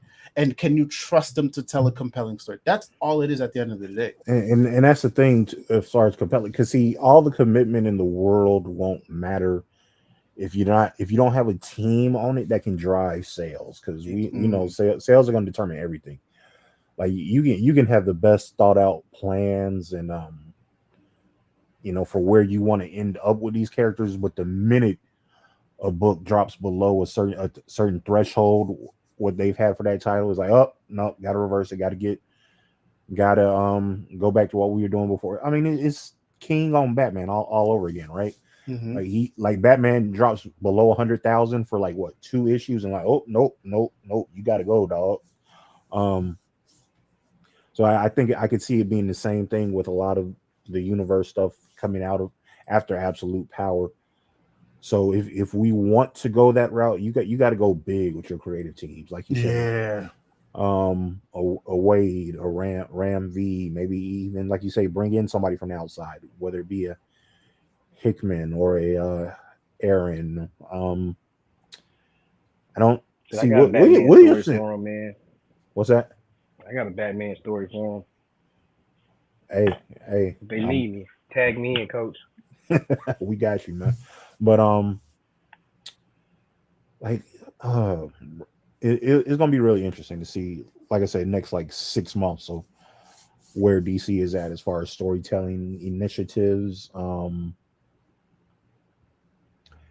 Because I think if this ends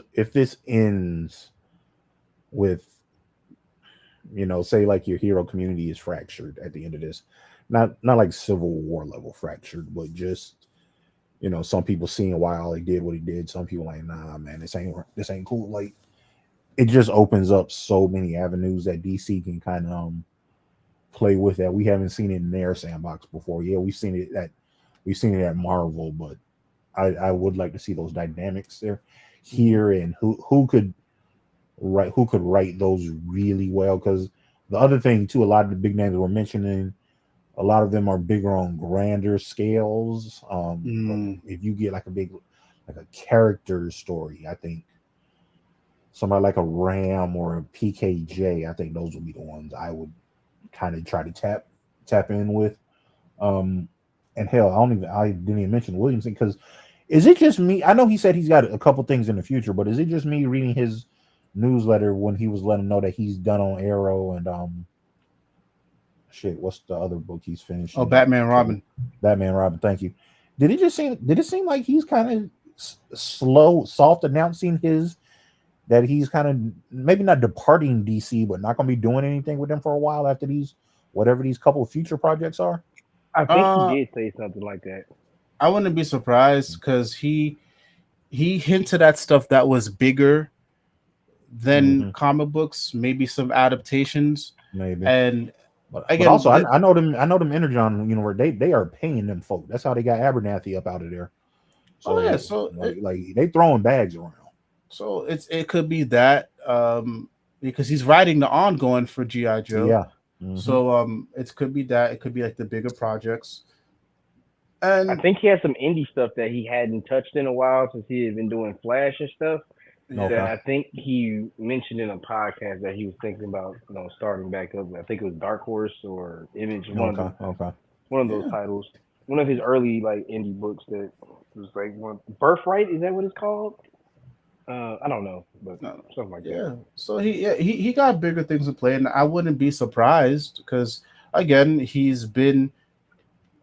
I don't think everything he's done is perfect, but he's been one of the more consistent writers as of late.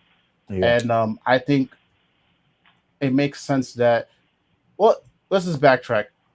We played this game a couple months ago where we were trying to figure out what books he's going to stay on and what isn't, and I think all signs kind of pointed to Superman.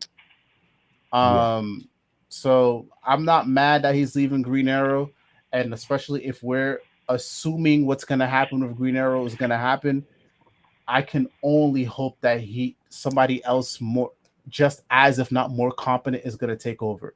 Because I think then that's the book I think Taylor's ending up on.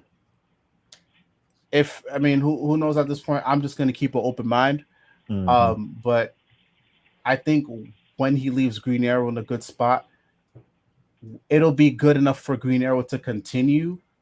And I think we're really gonna get that good run we've been asking for, front to back, at the end of it all. Because right now he gave us a good 12, and he's about to give us a good 5 again.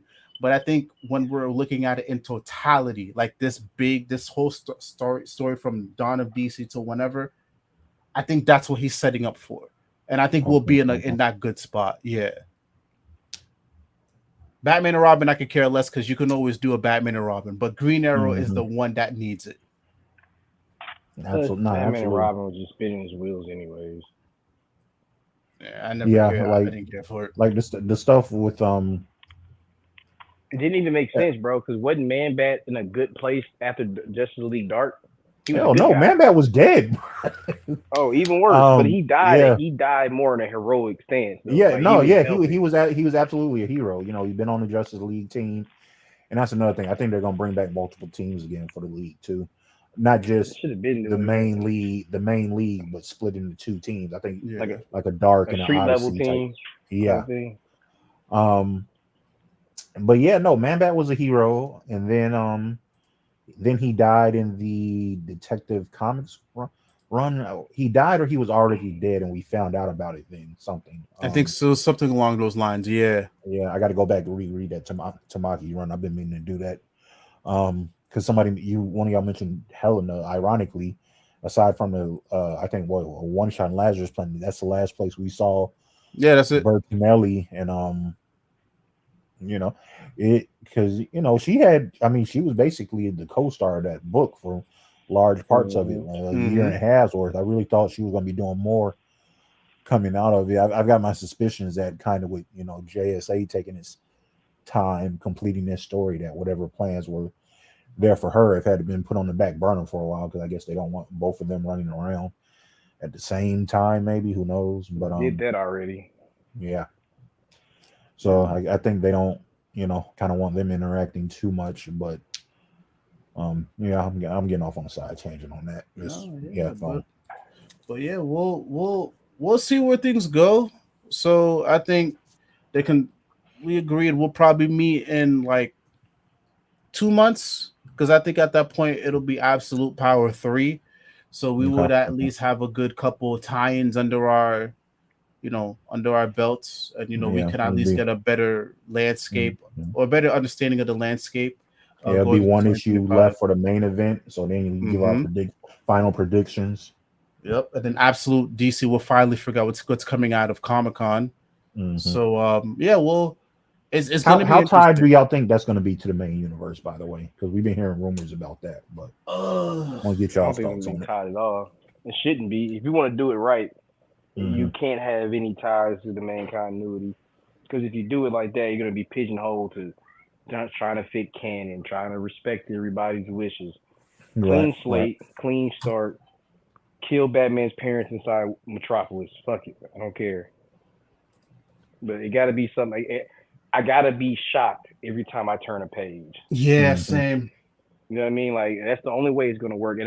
And the way Scott's been talking about it, like in classes, and like some of his classes that I have, and like just some pods he has, some interviews, he keeps saying I'm doing some superhero title. Didn't say superhero exactly. He always says like I'm doing big muscle over the top stuff, right? Then he was talking about some of the potholes in his Batman run, or some of the issues he had, right? And how some of those dynamics aren't at DC currently, aka Dan did it up. Right? So now that he has more freedom to kind of be creative and take risks, he kind of alludes that he's been in talks about that kind of thing. So, which is kind of crazy, because I always thought they were giving him clear runway on his Batman. I knew something was up when he disappeared from the book for like a year, but that's why Duke Thomas got so fucked off, bro. Yeah, wait, hold on. We got one comment here I want to answer before we go. I'd love to get your thoughts on this. I mean to interrupt, but Emmanuel said if the heroes are left powerless / semi-powerless, the Justice League might need to come back, since some of them won't be able to deal with threats anymore. I see it like again, it all depends on how it's written. Personally, and it's going to depend on who gets depowered too. Like if we're talking about people with like I said, if you're talking about from like y'all say, you think it has to be one of the major heroes, and I'm willing to come along to that train of thought, but also if it's a major hero who has a extended family and they kind of share the same power set, it's not that wouldn't hit as hard, right? Or like need for Justice League to come around. So, like, say if we get like say Martian Manhunter gets depowered all of a sudden, right? Now, okay, now that's a void that nobody else quite feels perfectly. Like, okay, you got super strength and heat vision with Superman, but like, who gives you intangibility? Who gives you psychic abilities? Communication Aquaman, hub for the league, basic right. communication, for the entire universe outside of Oracle. Like, let's see, like you see, like Flash, you can just replace with another speedster. The Aqua family don't quite fit perfectly what Arthur does, but you can get close enough. You know what's crazy? I'm glad you said that. I'm reading Absolute Power 1, and did she like mass genocide Atlantis? Because if they don't have their powers, there's no magic being used. Oh shit! Wow. Holy hold on, shit. let me grab my hold on. Let me grab my issue. Hold on. Nah, yo, he's because think about it, right? The Atlanteans, dog, their abilities, because like you say, okay, you talk about no metas, no magic beans, but their abilities are basically, there was magic at part in the beginning, but their abilities now have basically been evolution over the thousands of years that Atlantis has been at the bottom of the ocean. So if you take away their shit, oh wow, Atlantis might be wiped out, yo. You might be having a Wakanda event type of thing. To be fair though, we've been looking for a good linchpin for an Aquaman book for a while. Angry Aquaman lost half of his kingdom. Yeah. They just did that stupid ass shit where they made a democracy. You can scratch that off the board. Like that would give you something to where the people who did survive, they would be begging for their king back, right? Like that's what you're gonna have to do the same thing with Wakanda, right? It's gonna have to be something so bad that the people beg for the king to take the throne back. That would definitely do it for Aquaman. Like, Jesus, okay, I hadn't even thought of that. That was the first thing I thought, bro. And I looked at that panel, I was like, because like the very next panel was like the super family falling again. I was like, wait, it's nobody, because like I was telling Roy that I was like, I didn't think the Amazo bots when they take the powers affected anybody that was like genetically that way, like Martian Manhunter, right? But from the promos, he looks all scrawny and sickly and shit, right? Yeah. So my next thought was like, Atlantis is out of there unless Atlantis hasn't been affected. That's the only thing I can see. And there is a tie-in to deal with the Atlanta stuff. So we'll get our answer. So we'll find out more there. Yeah. So that's hey man, Waid keep like we said, we emphasized early on before you got on. Like, he keeps saying it's gonna be a different landscape. So yeah, that would definitely be different than Jesus. Because I really hadn't thought of that. Okay. Now we talk about so now magic is gone, right? It's the planets off the table. They keep bouncing back and forth with it. I'm thinking about them as Scarab now, right? Like, I know they had the like the hub where like the ambassador, whatever that was, Nubia set up to where they would be with man's world, but now is the island visible to the rest of See, there's a tie-in because Nubia is also going to be part of that little ragtag group. Okay. But the only bad part about that is Tom has already said that those 3 issues that tie in do not tie into his overarching story. So that's the one bad part. Okay. So I don't know. It could be him just capping, just so people don't ask him questions. You know what I'm saying? That would be a smart way to do it. But if that doesn't tie in anything directly, then it's just kind of like hearsay. But it would make sense that it would be exposed, and then then you can attack them if they don't have powers. Yeah, because one of the solicitors saying that the survivors were hiding out there. So I'm like, well, if that island is now visible, now that gives you more conflict with Diana, because technically, if you don't ever go to man's world, man, we not in here. We're not in this position right now. Yeah, because they never know about us. Well, everybody who does know about us from back when Hippolyta is gone, everybody from then would be dead. Because that was what, World War II ish. So yeah, mainly everybody from then would be dead. Well, the sovereigns people, they would probably know, and he could have passed that. But still, yes. See that opens that up, and then is she just? And see, this is going to be the other thing, right? Is she just doing this to the Earth heroes who are currently on Earth? Because I keep going back to the other lanterns, the ones who aren't on Earth. So you talk about Hal, you talk about Joe, you talk about John. Are they affected now? Do they get affected if they try to come back? How does that work out? Well, we will know soon because Green Lantern is tying in.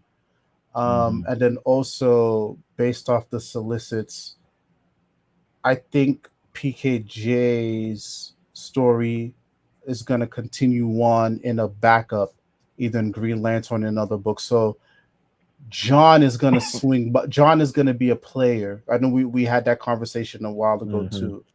So doesn't also, he have a power to his ring, like an upgrade to his ring, his energy? Yeah, there's something going on, like the Dark Stars and all that. So we have to see how that plays out. That's probably going to play in fact because there's probably no information on that for Amanda and them. So and then here's the other one. What about the Thanagarians, right? Because we saw Hawkman go down, but again, that's not a power. That's nth metal. So okay, now I just got more questions. I'm gonna be thinking exactly because there's a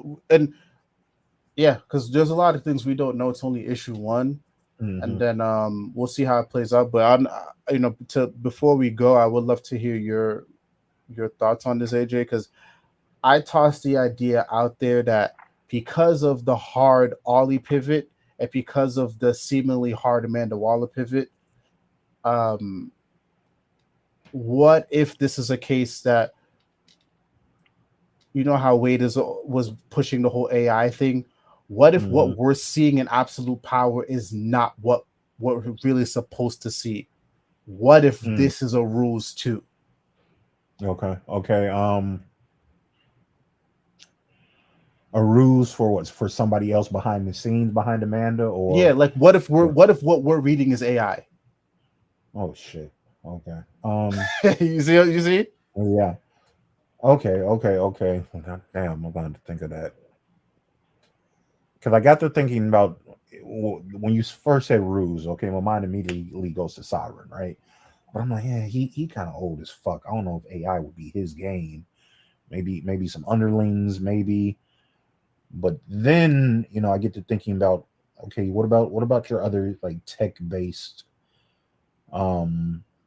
villains in the universe? Not that I think there would be the ones orchestrating this, but major players behind it. So like like the last couple years with Barbara, with DC bouncing babs between Oracle and Batgirl, a couple things have been like the Oracle network being co-opted by villains, right? So what if say you get that, say you get Babs's network, and say you got a villain like what was the one in the Batgirl's shit? Well, they started in Tynan's event first. Seer or some shit. Yeah. So all right. So let's say they're manipulating stuff through Oracle's network. I could see something like that, and then maybe they get brought into the fold by a man. But the other thing is, okay, say it's not AI. Say this is going everything. All of this is happening, but say it's like Amanda wants it to roll out this way, even once she loses, right? Because she lost in Beast World, right? Mhm. You know, Titan saved the day. Beast Boy gets brought back, yada yada yada. But where they tipped their hand was Nightwing giving the order to Cyborg, "Hey, seize the American military infrastructure," right? Mm. So they do that. So they're able to do that to stop her from launching these attacks. Which, yeah, good. They're heroes. They should have stopped that. But now you've got the world questioning these heroes. Wait a minute, they can do that? Or wait a minute, we've let y'all rock all these years because we thought you all would respect our authority, but now you're making unilateral decisions to, you know, to basically infringe on a country's sovereignty. Mm-hmm.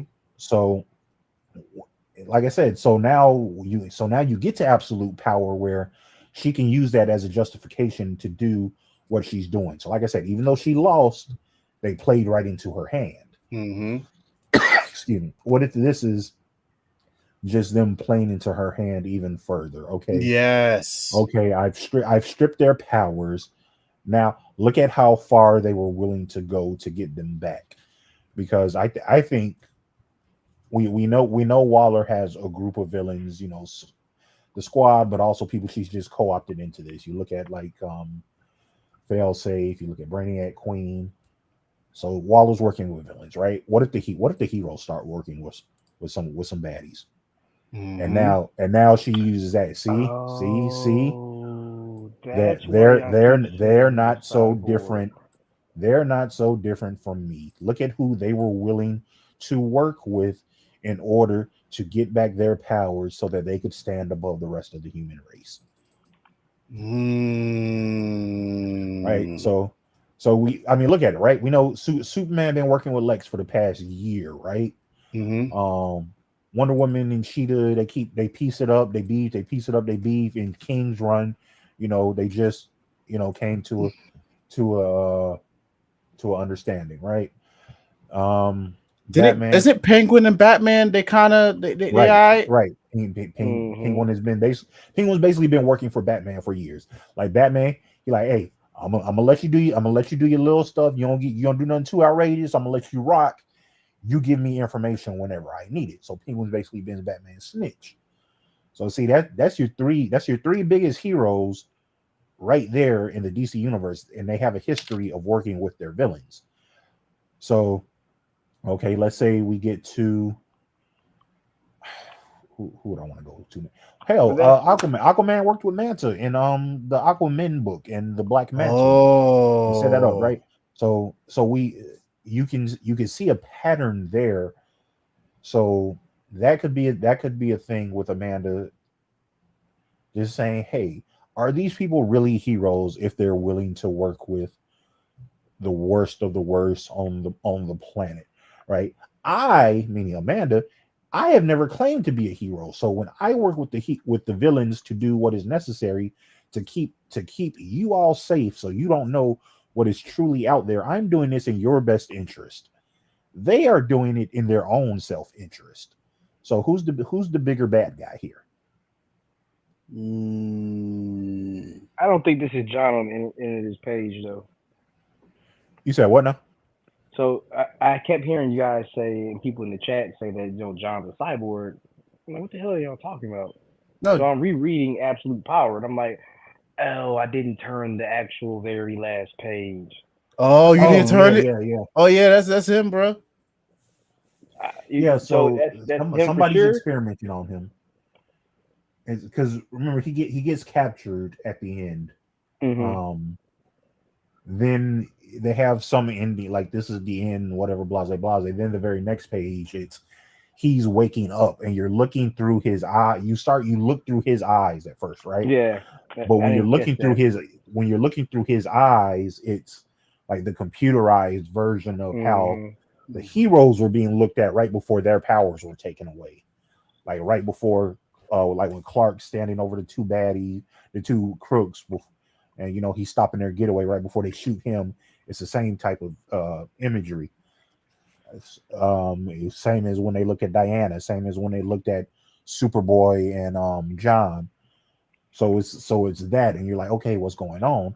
But then it comes the panel turns, and he like, okay, it's John, and he's looking at his hand, and now John's. I want to say his eyes were purple. Yeah, I'm about to pull it up. Yeah. I'm thumbing through the pages now. Yeah, they almost got me with that shit too. I was like, oh, what the fuck? Tonight to really read it again. I was like, yep. And then, not to mention that, he's got the little like matrix metal ports in his skin for where the tubes are supposed to go. And if you look at the Amazobots she's made and the failsafe, those ports on John match up with where those ports would be on the robots. Mm-hmm. Yep. So are we saying John's powering them, or he's one of them? I think they're turning him, but I wouldn't be mad at him powering them either. Yeah. Yeah. So I'm looking at it. I'm like, okay. He says he can't feel his legs. You know, it feels cold. I mean, well, damn, that is my legs feel so cold. I would think. I mean, it shows like he's been pumped full of something. Yeah, and again, this is like you got to remember who they also got in the play. I got the Brainiac Queen there too. Yeah. So like, and then see his symbol is changing. Like you get the little lines around, like whatever, like maybe digital data is coming through it, but his symbol has changed some. So now I'm like, okay, what's going on with him? So do you think that's him attacking everybody? Shit! I hadn't thought of that. He's the one. But what I mean, it can't be because he's literally scanning himself. Or one of these. And if we're going by the chain of events, like he just got snatched up, though. No, remember, it still can be because they let it slip. Well, they not slipped. It was intentional. But I don't know if they said it if that was either in the main absolute power or if that was in the tie-in. But the Amazos, they're basically a hive mind. So everybody is transmitting data to each other. So yeah, okay, it might not have been him in those instances, but it could be now.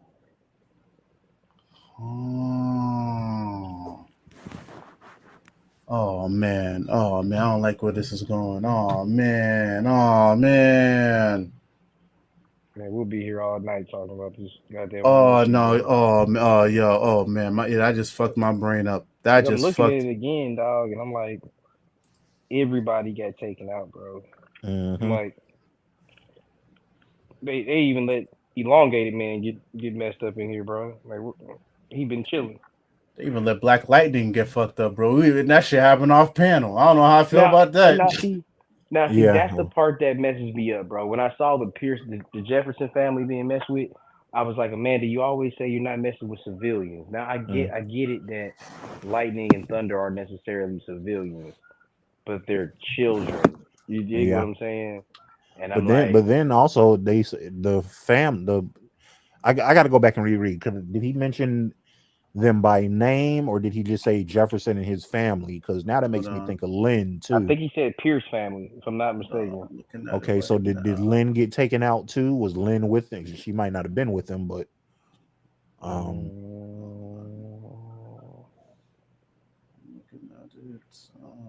is she using Cyborg to cast all these AI things? Ooh, now see. Oh yeah, hold on. Yeah, the panel's right here, y'all. Hold on. I got it. I gotta scroll down.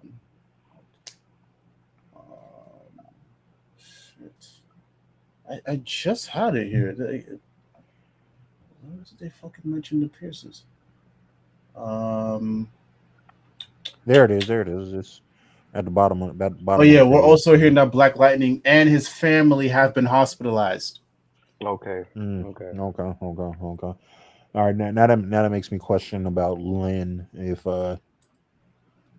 she was attacked. Because like you say, man, her big thing is like, yeah, I don't go after civilians. I'm not gonna go after the heroes' families, but you're literally going after families, right? Like, exactly. The contradiction, it's crazy because the writing for her to lose is on the wall. Like all of this seems like a hero, a villain to lose. Yeah, but that's the thing. Like, do you see why I'm saying this could be a ruse? Because this is too contradictory to what we've seen in the past couple months. It doesn't make sense to me. You see what I'm saying? Like, and I want to give Mark Waid credit here. I was like, all right, homie, you've been saying you've been reading, but I could make an argument here that you weren't reading. Could this be Amanda Waller doing the exact same thing she did with the Brainiac Queen, but like simulating what would happen if she pulled the trigger on her plan? Oh shit. Okay. Exactly. And then we get the actual rollout of the plan. Man, you see, now we gotta wait, bro. Because then we could keep going in circle. No, we gotta wait. I do think something's going on because I was telling Ro, and we didn't even talk about the tie-in, right? I said basically that. Oh, Batman 150. Yeah, that they should have kept the tie-in in the tuck for another couple. I need weeks, to read it. So. I haven't read Batman yet. Okay. I mean, you're good. I know what happened. I mean, I haven't actually just physically read it. Right. When Flash is acting as the communication device for the rest of the league, right? And they go to the Fortress of Solitude. Superman's in the black suit already. Last we've seen him, he just got shot. He and John and Connor just got jumped on, and he's still laying in the dirt. But then also, Batman's in his. Now, granted, this is some just artist differences. I understand that. But Batman's in his suit from, like you said, the Red Mask arc in Zdarsky's Batman. Diana's suit looks different, so okay, everybody's changing costumes. Cool. I don't think that was the suit Bruce was going to be changing into, so that seems a little iffy. The black Superman suit seems iffy because, like I said, when did this happen? And the other thing. Okay, I'm looking at the pen. I didn't pick up on that until just now. And granted, Mr. Terrific doesn't have powers, but she hasn't neutralized the Terrific Spear. So I'm wondering if, like we said, non-powered heroes are gonna have to be the ones kind of stepping up, because if they can still do everything that they can normally do, that's kind of a workaround, and I can see how a resistance can still be active there. Yeah. This is gonna be interesting, man. And her suit's different, and I'm looking at that now. Okay, but I'm confused though, because Wally or Barry he still has his powers. Yeah, Barry still does. I think Wally got taken out. I'll have to go back and reread it again, but I think he was on that panel where the speedsters got on. Yeah, he wasn't at I believe so. Yeah. It looks like Dad here, Bruce, you need an update. Because Barry, if I'm not mistaken, has been just kind of off on his own. Yeah, I think he's doing multiverse stuff. They had him off the table for a while to let him shine, Wally shine. Yeah, so it's. Yeah, I do wish they kind of kept this one in a tuck too, because it's almost. I ain't gonna hold you. Not gonna stay here, but this. I kind of almost feel like Chip ain't really want to write this shit. I don't think he did either. I don't think he wanted to get tied into another event right after. I mean, granted that one was his fault, but I don't think he wanted to do another event so soon after Gotham War. Yeah, I don't think so either. No, But Cyborg still have his powers? I'm confused. Yeah. Yes. Well. Yeah. Yes and no. They captured him, so I'm just assuming they're getting ready to get rid of him. But also, they were attacking him while he was trying to, fight off the misinformation on the computer. As he's breaking through their firewalls, the firewalls are attacking him. So maybe they can't take away. Well, if you take away his quote unquote powers, which are the only thing keeping Victor Stone alive, Amanda does want to, make it seem like she's a good person, still a good person. Maybe she doesn't want to kill him, even though she was willing to kill Beast Boy. So that's the Beast Boy looking the way he does, you can kind of justify that. Victor Stone was a number one recruit, D1 recruit. On top of the fact that if the DC landscape reflects reality, it'd be a lot more killing a black kid technically And that's the female thing, hero. he's never had, productive because he's never really been a secret identity either, right? No, he's always been out in the open. Yeah, so everybody would know. Yeah, okay, that makes sense because everybody still knows Victor's. Yeah, it's horrible. and everybody loves Vic, so it's not like Vic's never been that guy. And now him hacking the government could be an issue with certain demographics, right? But when you think about it, I kind of had to do it, or we would have lost. But it was a setup. I don't know, man. I don't know how we're gonna get out of this one, bro. Man, listen, that's the fun part. We gotta wait and see, but yeah, let's just call it because I feel like we could be here all night. That's the lovely part about these comics, man. There's so much shit to pull from. Yeah, like this, I ain't want to keep y'all boys up this late. I'm sorry. Oh no, it's fine. Oh no, it's fine. That's what I love it. I love it. It's been a while. But we'll definitely be back in a couple months so we could regroup. But yeah, so far I'm uncomfortable. I don't know where this is gonna go, but I like that I'm uncomfortable, and uncomfortable sometimes can lead to some good shit. That's what I was just about to say, bro. I would rather feel uncomfortable and uncertain than how I felt over some of the course of the last events that they've been doing. Now, granted, you don't have to read anything. You can just sit out, but I'm a guy, I tend to read more than I don't. So, I sat through Gotham War. I sat through Night Terrors. Night Terrors was fine, but it was fine. Oh, go ahead. Do you see a world where Gotham War matters? Can you see how that, like, they turn regular criminals into like super criminals, basically, right? They taught them how to fight, how to get away. Now you have this world where there are no superpowers, technically, right? So those particular people that Vandal and Scandal and Catwoman trained are now more useful and more prevalent. Right. Now they might be just a Gotham-focused thing, but technically speaking, if this is going to lead to like a revolution thing type of story, everybody rises up to fix the world, it's only problem with that, it feels like it's threading the same thing as Dark Knight's Metal or the last Metal event. I mean, read 150 because 150 is not only just a absolute power tie-in. It's a coda to Gotham War as well. Okay. Read 150. I think I don't know if it'll answer all your questions, but read. Yeah, that's all I'll tell you. Read it. Okay. Because the absolute power stuff is literally only like a couple of pages, but yeah, I'm seeing it in the back. Yeah, and that's what was kind of surprising to me. I understand. It wraps up some stuff from Gotham War, just like 149 did as well. But I'm surprised. I figured that the tie-in would take up the bulk of 150. That was, man, like you said. I think he might just not have wanted to do it. I think some people have been throwing it around on Reddit. That issue was I want to call it a red flag, but I think they might be saying he might be packing it up after this. Nah, they've already been kind of he's already been teasing his plans for 2025 with on his Substack. I think he's in for the long haul. I just think this might be it for the first arc. Yeah, I think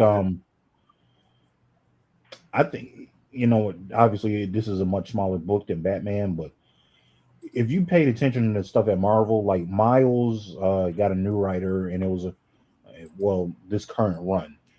It was a new writer, and it started off really strong, but boy, he just kept getting sucked into event after event after event after event.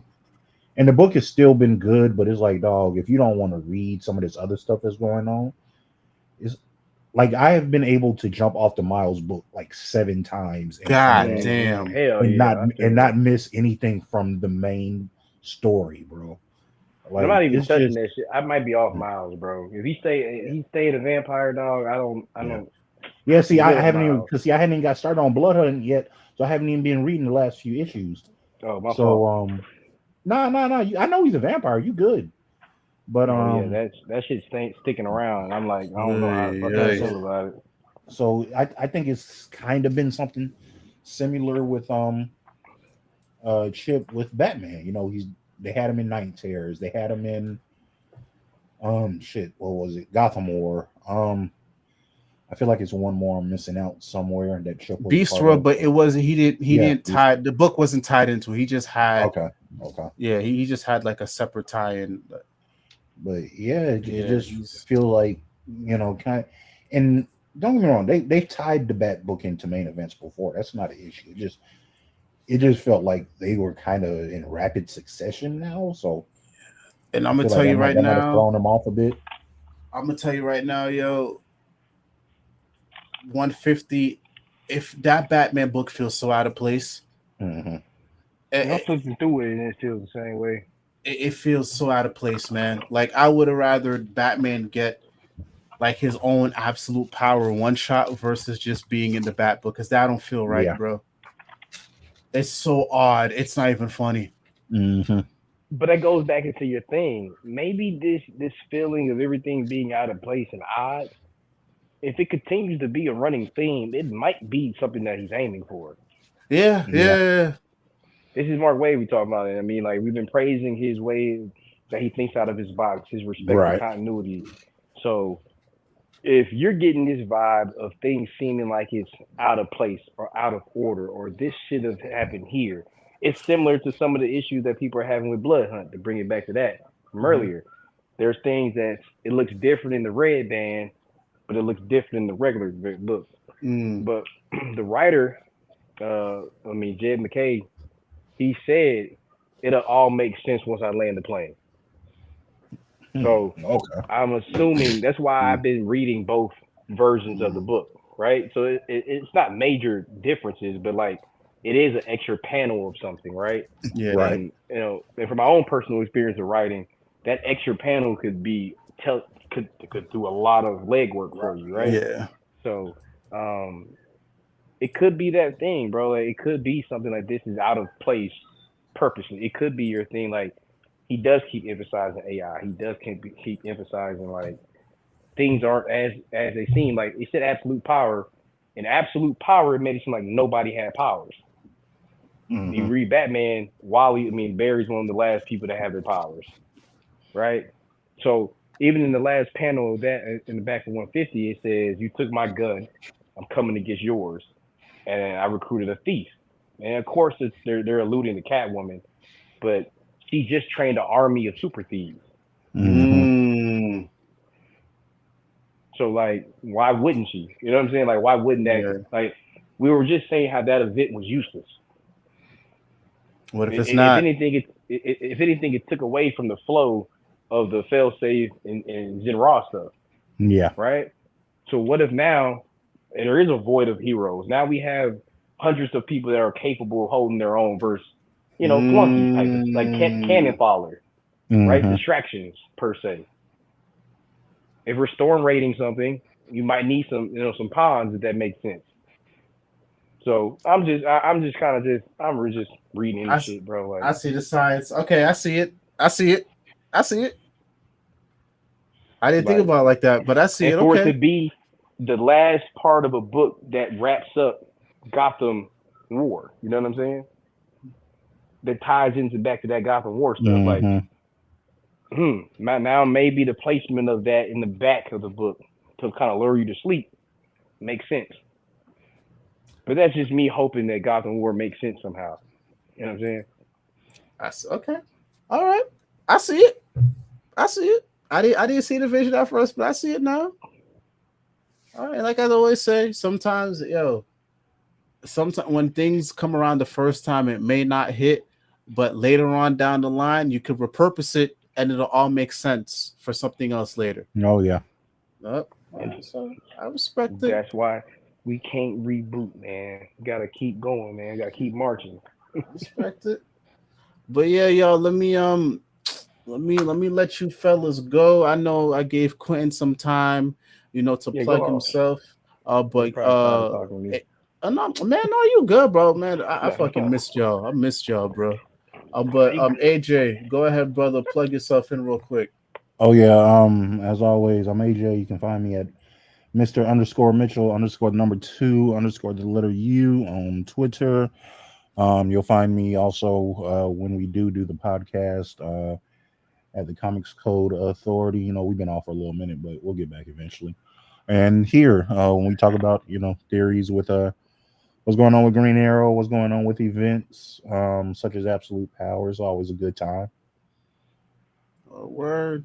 And yeah, thank you guys once again. This is me, Roliver Queen.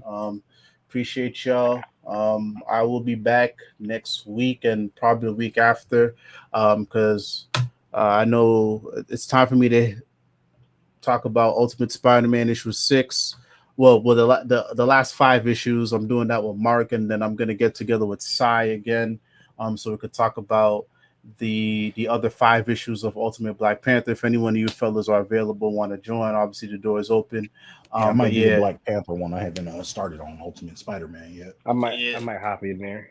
So I'm just trying to do. I've been replicating, you know, the formula of just like starting on a run and, you know, catching up on it every couple of months, every 5 or 6 issues, just so, you know, we keep things fresh. It seems like you guys, you know, the audience really enjoys it, so I want to respect that, and I have fun doing it because these days, I don't have time for like long form content. So when I can get friends together to just talk comic books, I think the channel has grown because of it. So yeah, I want to keep doing that. But yeah, thank you guys for checking out the content. Appreciate you all. My brothers, thank you for making it. I know we've been here for almost 4 hours, but I fucking love that. I missed you all. And yeah, man, you guys, I appreciate this. You guys don't know the wonders getting together does. No problem, man. You've been holding up, man, and you've been all right. I know you had, you know, you mentioned like, you know, the things that happened. I was just hoping that you're still in a good, you know, kind of getting to a good place as well. Yeah, I'm getting to a good place, man. Regardless of everything, I always say this. I say this to people outside, you know, so it's like I always see the other side. Whatever is going on, I always see the other side. So as long as I have that, I'm good. I can go through whatever. So I'm good. I'm holding up, and I'm making sure, regardless of anything, I'm taking time out to just make sure my mental health is fine. So I'm doing good. I appreciate y'all, man. Yeah, man. Absolutely, man. Yeah, but y'all, thank you for everybody who's been here, whether you started off, you know, in the beginning or whether you're still here at the end with us. We appreciate you. I'll keep this up for maybe one more day or maybe 2 more days, and I'm just gonna chop it down without the fluff, and then I'll put it out again. But thank you to everybody, you know, who's been here. Once again, AJ and Quintin, thank you. I can't wait to get back with you guys again. All right. Thank you all. Much love, much peace. It's your boy Roliver Queen with the homies, and we are out.